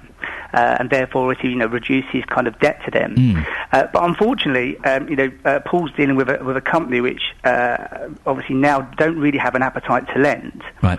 And so, this is the general trend at the moment, isn't it? Well, lenders do have an appetite to lend, but there's definitely a trend with the fact that with the clause for porting, and this is the bit obviously if Paul manages to find his mortgage offer, you'll probably see it in very, very small print. It will say that the mortgage is, it's possible to port the mortgage he has. However, it is down to Paul fulfilling their criteria at the time. And as we all know, the goalposts for mortgages have moved quite dramatically in the last 2 or 3 years. So what are those goalposts? That's income. Income, and we've all seen, including ourselves, sort of a drop in income perhaps since 2008, and so lenders are only keen to allow clients to port the mortgage if their income is the same as it was when they applied for the mortgage originally. And so we're seeing more and more people, and I know it's no consolation to Paul, but unfortunately it's a very common problem where people believe they can, move with the lender and, sort of take advantage perhaps of a low variable rate or just take advantage of it being, sort of hassle-free. But unfortunately the lender, as with all lenders, are trying to perhaps minimise risk. And I know with, say, Paul's a particular lender, because they're not looking to sort of attract new business. In fact, they're really trying to offload clients at the moment. Yeah, I'm getting worried now because I'm thinking of possibly moving, and I've not earned as much this year as I did last year. Well, it is a problem. I suppose there are lots of lenders out there which do have a very sort of keen appetite to lend at the moment. So, I wouldn't say the mortgage market is flat. There's still some very, very good lenders who have some, say, very competitive rates at the moment who do want market share. But we are finding a lot of people having to swap from their existing lenders, which they've been, sort of fantastic customers to, and had sort of great loyalty to over the years, just because that lender's perhaps had a change of ownership or a change of sort of business direction. And yes, unfortunately, it is stopping the housing market from progressing. Paul, has your income changed? Sorry. It's no consolation, is it? Has your income changed? Yeah, it has. I mean, when we first took out the mortgage, I was employed and self-employed. So I had sort of two businesses running. Finished the employment side of it, so now just solely self-employed. So obviously there's not quite so much security there, perhaps, as there was. Last year, the books wasn't fantastic. We changed the business sort of a little bit. But now it's back up and running. My accountant sent various information off to them. But they're not interested. You are, no. Sebastian, is there anything that Paul can do, Sebastian? Yeah, there is. I mean, to be fair to Paul, as you said, I know how frustrating it is. We spend all day kind of banging our head against a brick wall, dealing with lenders. And we, obviously have lots of experience with dealing with them. If you've had a very good year this year and you've come to the end of your, say, tax year, and your figures are, say, greatly improved or just up from last year, you'll find that many lenders will just look at your last year's set of figures, and they won't take, say, an average over the last 3 years. They'll just look at the most recent year because they see that as being the most realistic and the most relevant to your, current situation and current earnings, especially in obviously the difficult market we've all had. And I imagine the lender you're with, you don't have any penalties, so you can move away from them. And I imagine you would get a much better rate with one of the big high street lenders, basing it on the figures for this year. Chaps, listen, we've got to end it there because we're running out of time. Thank you very much, Paul. It's not great news, I'm afraid. And thank you, Sebastian Murphy, who's head of mortgages at JLM Mortgages Services Limited in Hitchin. It's not brilliant news. I'm getting worried now. I want to move. I don't know if I can. Nick Coffer's in. Good morning. Good morning. We haven't got much time, I'm afraid. Sorry, very it's quickly. A very packed show. Poetry. Yes. Which I'm slightly unsure about. I've never been a huge poetry lover, so I'm quite looking forward to this. Hopefully David Gwilym Anthony will convince me otherwise. He's from Buckinghamshire. Superb. He's a poet. And after 2 o'clock today, yesterday we had brilliant financial advice. Today we've got a vet coming in. Any questions relating to your animals? Love it. We've got a vet, Julia Bowness. Get your calls in on 08459 455 555. She's here to answer your calls. God bless you for doing that, sir. Nick Coffer's on at midday. Should be a good show. A vet on the radio. Fantastic. I will phone in about my cat, who's just incredibly overweight. This is Iain Lee filling in for Jonathan Vernon Smith. More of your calls after this from Ace. This is Iain Lee filling in for JVS. It's the Consumer Hour. Coming up after the news and travel, we hear from Leisha, who had a sewage problem in her housing association flat. The toilet was blocked. She tried to sort it out, but had to call the housing association. They sent out a drainage person to come and try and unblock it. He actually made the problem worse, where it started to flow into my bath. Raw sewage coming up into your bath? Yeah, literally other people's sewage, faeces, tissues, the lot. What do you want to happen now? What are you looking for? Well, I just feel that they haven't compensated me. I mean, I've lost all my flooring that I had laid down. I lost out on rugs, my bathroom mat, towels. I love how disgusted JVS is when he hears what's going on. All of this has ruined Leisha's flooring and bath mats, along with all of the towels it took to clean up. There's an estimated cost of nearly £1,000 to replace everything. We'll find out what the latest is on that after the news and travel. On FM, AM and online at bbc.co.uk/3 counties. BBC Three Counties Radio. Good morning. Don't forget Nick Coffer is coming on at midday. And he popped in briefly there, but the show is always worth a listen. He has a very odd mix of guests, and I love it for that very reason. Now, we have got Jean on the line. Jean, tell me your consumer problem without mentioning any company names or details, please. OK, then. I had a carpet laid 2.5 months ago. Yep. And I noticed there's some big patches coming up on it. I've got no animals. There's only me that live here. And when I do have company, they don't come in with their shoes on or nothing. Anyway, I went up, I phoned the manager at the company where I got it from. Yeah. And he said, OK, I'll come down and have a look. He came down and he said, sometimes the carpet changes colour. So I said, well, if I wanted that colour, I would have picked it. So he said, OK then. He said, I'll get the manufacturers down. So the manufacturers come down, they took a photo, asked, took details, and I said, there's new underlay and everything. OK, he said, you should hear within 7 to 10 days. Well, I left it for 2 weeks, and I went up to the company, and I saw the manager, and he said, oh yes, he said, we've heard from the manufacturers, they said it's wear and tear. So I said, how can it be wear and tear? 2.5 months, and nobody goes in there, only me. And when do people come, they don't have their shoes on. Oh, he said, OK, leave it with me for another 7 days, I'll get on to the manufacturers. Anyway, I went up there again last week, and he said, well, the manufacturers are not doing nothing. So I said, so what are you going to do? So he said, well, I'll get on to the head office. And I've still heard nothing, and this has been going on for 3 weeks. Jean, can I ask a couple of quick questions? How much did the carpet cost? Well, the actual price was £1,400, but I got it for £619 plus £60 for laying everything, because I've got the bill with everything on. Good. And they said I got this much off it. So I've got everything detailed. But the manager agrees and said, yes, it's not wear and tear. He agrees with me. Does it have any protection on it? Because sometimes when you buy a new carpet, you can get, like, special protective stuff that they put on it to make it last longer. Did you get anything like that on it? No, I had nothing on it. And when the manager agreed that it wasn't wear and tear... Did he say that to you, or did he write that in a letter, or...? No, he said it to me, and the under-manager said it to me as well. But they didn't write anything? No. OK, I think I know what we're going to do with this, and let's go to Ben. Ben? You've been listening to this? I have, yeah. And, Jean, you sound like you're quite upset about this, and it's a lot of money, isn't it? Yes, it is. I am really upset about it.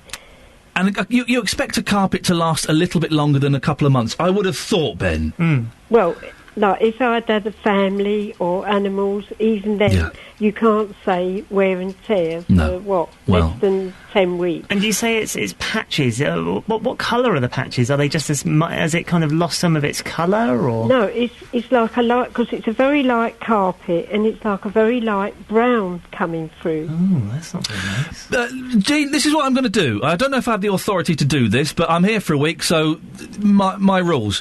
Ben. Yes. Would you be able to go over to Jean's place? Yeah. Have a little look. Yeah. Maybe have a cup of tea, I don't know. And take some photos of this so we can see what's been going on and just what the damage is. Yeah, we can take a look at the Would that be all right? Yeah, that's fine. Would you mind, Jean, if I send Ben over? He's very clean, and he'll take his shoes off. Yeah, OK then. Yeah. OK, we'll do that. Listen, I'll get Ben to give you a call later on.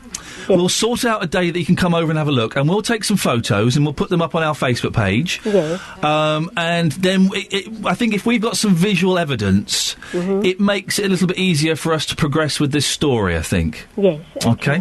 Ben, is that right? That's absolutely fine, yeah, that sounds great. Perfect. Jean, we'll speak to you later on. But I won't be back because I'm going to the hospital at 11:45. We won't... OK, listen, we won't be popping over today. Oh, OK. It will probably be... It might be next week. Ben will give you a call. I'll have a chat. We'll talk when... Because I want a cup of tea as well when I go over. So we'll sort it all out. Don't you worry, Jean, OK? Fine. Jean, don't panic. Don't worry. Ben will be in touch and we will sort this. We will sort him out coming to have a little visit, OK? Oh, lovely. Jean, thank you very much. Take care. There you go.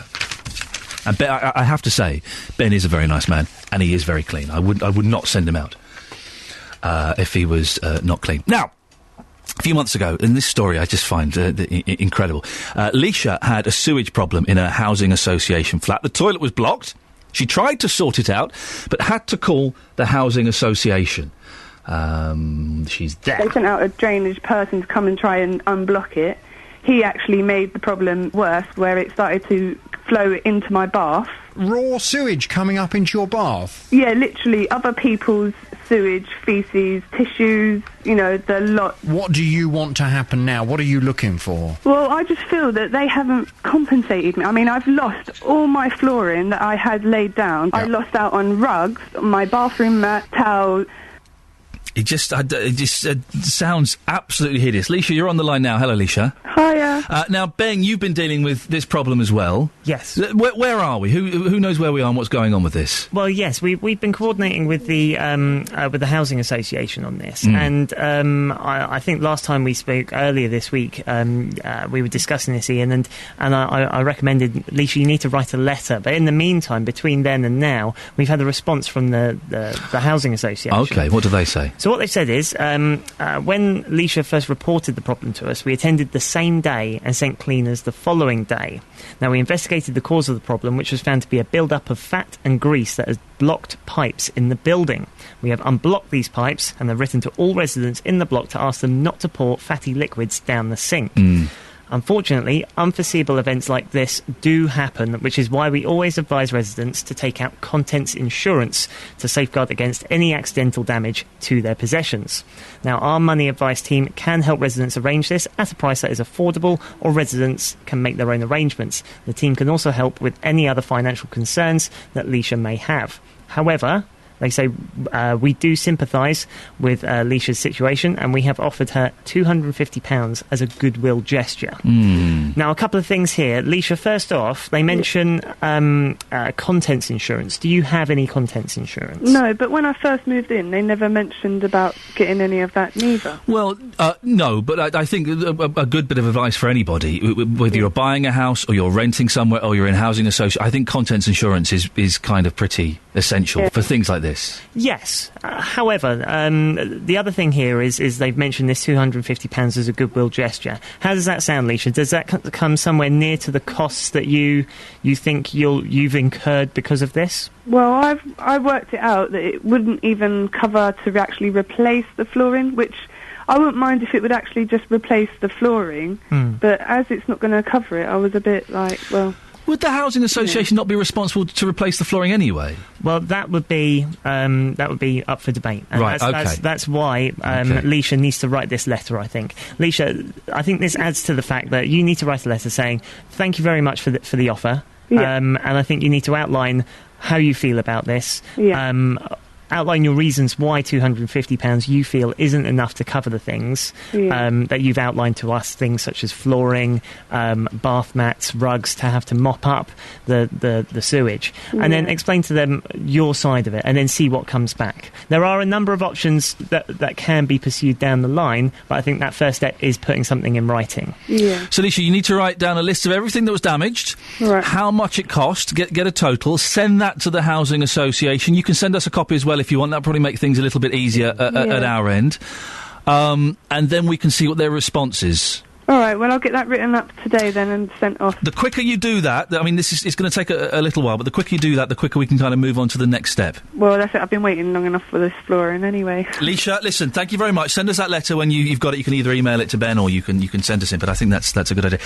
And contents insurance, it's kind of an essential thing, isn't it, really, for things like this? It's one of those things. Insurance is always, you think about it last, and then when you need it, you think, oh, why didn't I think of wish I had done that. And it's a few quid, but as I was saying earlier, I broke a computer and wouldn't claim on my contents insurance, but if I'd had that problem with the sewage coming up and the floor had been ruined, you would kind of have to. That's all it's there for. This is Iain Lee filling in for Jonathan Vernon Smith. It's the Consumer Hour. Time for Plan B.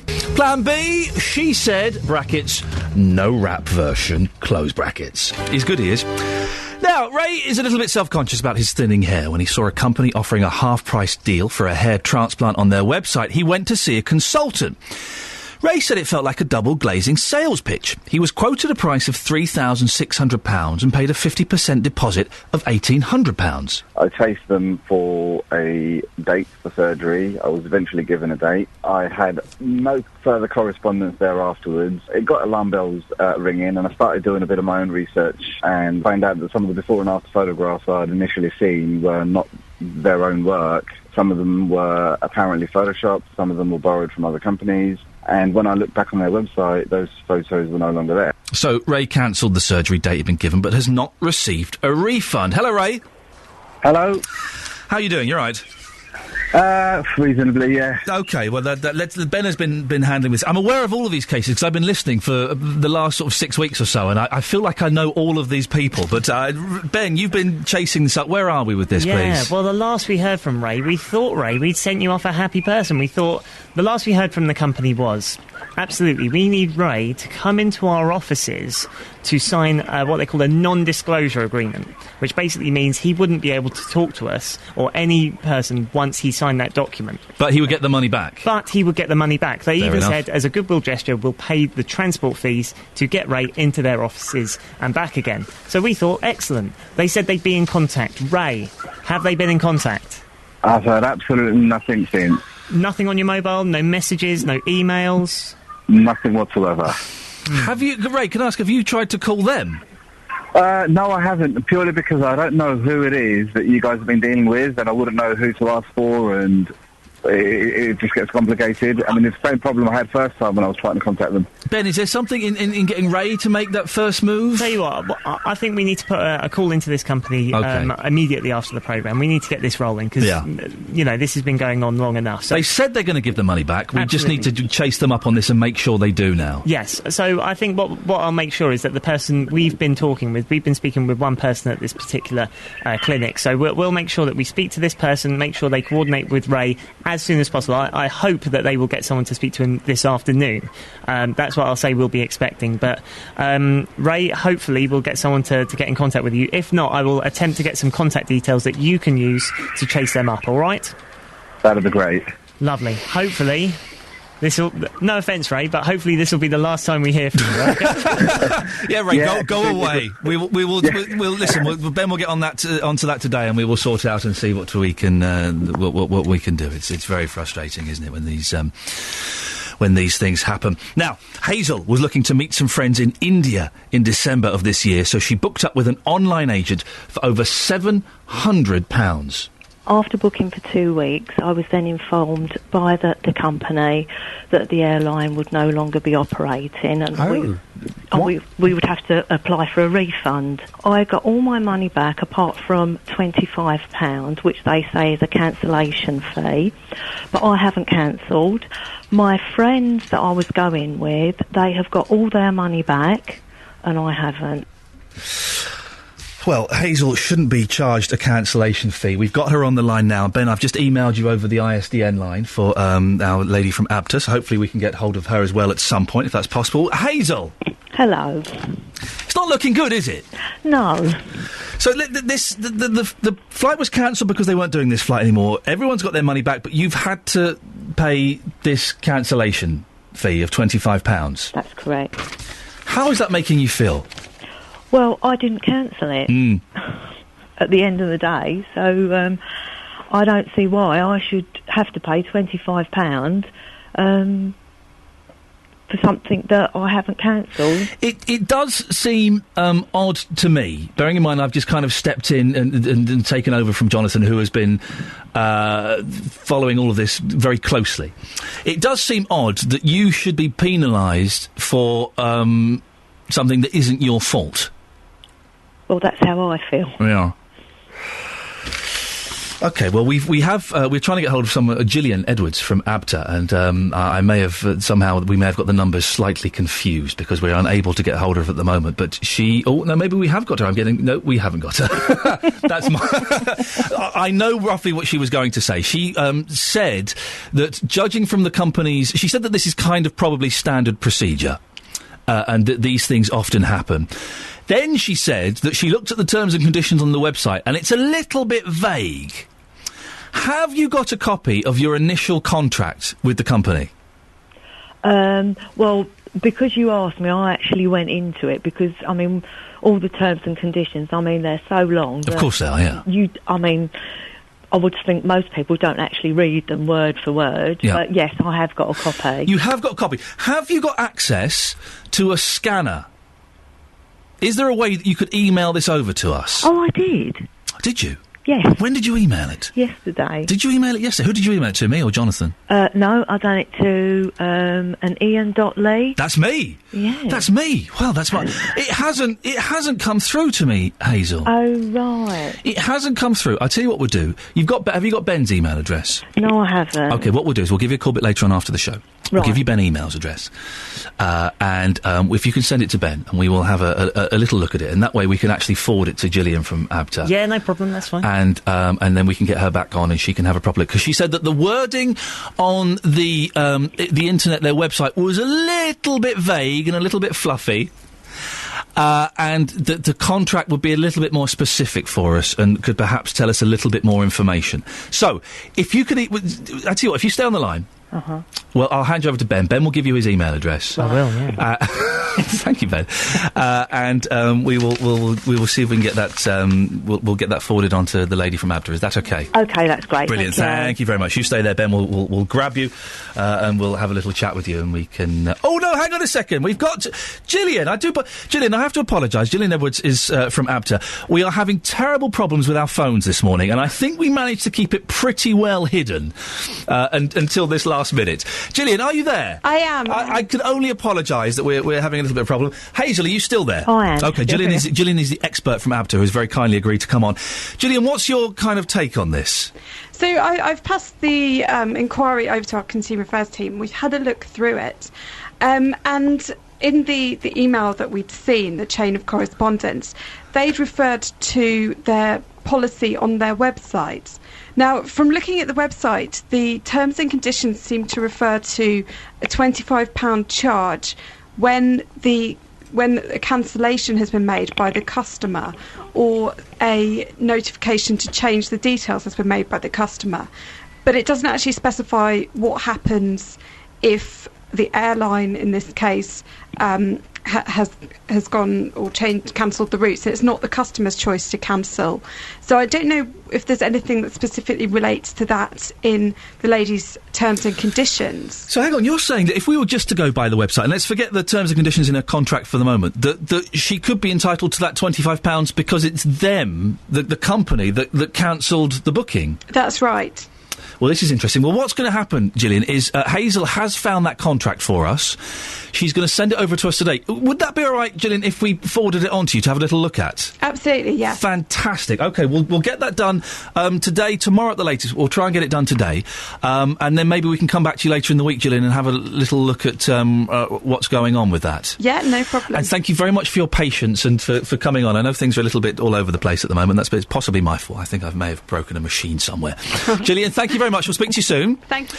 Hazel, there is a tiny light at the end of the tunnel. I'm not promising anything, but we'll if you speak to Ben, stay on the line, speak to Ben, get his email, and we can forward that on to an expert. Is that okay? Okay, that's lovely. Thank you so Hazel, much thank for you your very help. much. It's a pleasure.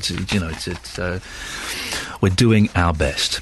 Boys, I don't think. I thought we'd get away without mentioning the phone problems for the whole show. Then at the last minute, I gave in and had to. From next Friday afternoon through to the Monday morning, we're taking BBC Three Counties Radio on the road. We'll be broadcasting all our programmes live from the centre of the Love Luton 2012 Festival, with reporters following the Olympic torch every step of the way through the three counties. Come down to Wardown Park in Luton and you can challenge Justin Dealey's Jukebox or help JVS celebrate the torch arriving in Luton. We are your Olympic station. We're BBC Three Counties Radio. This is Iain Lee filling in for JVS. On tomorrow's programme, I'm going to be talking about some research from a psychologist who advises an organisation called the Save Childhood Movement. Dr. Richard House says that computer games are hindering children from learning about being human. We know that computer games are criticised for being a waste of time or for introducing children to violence too young. But are they stopping development in very fundamental ways? This is a great debate. I would love to hear your stories. If you've got kids, do you let them play with video games? What age did you kind of start letting them play? Are you dead against them? Or maybe you're an adult gamer and you've been playing games since you had a Spectrum back in 1982 or something. You're kind of thinking, what's the problem? They're just video games. It's going to be a lot of fun, and I will confess my vested interest tomorrow. Time now before Nick Coffer, though. Let's get the latest travel news, I think. So don't forget to listen tomorrow from 9 as I fill in for Jonathan and we talk video games and more of your consumer problems. And coming up after 12, it's Nick Coffer, who is always worth a listen, has some fantastic guests on. Before that, it's the latest news. Getting beds, hearts and bugs talking. This is BBC Three Counties Radio.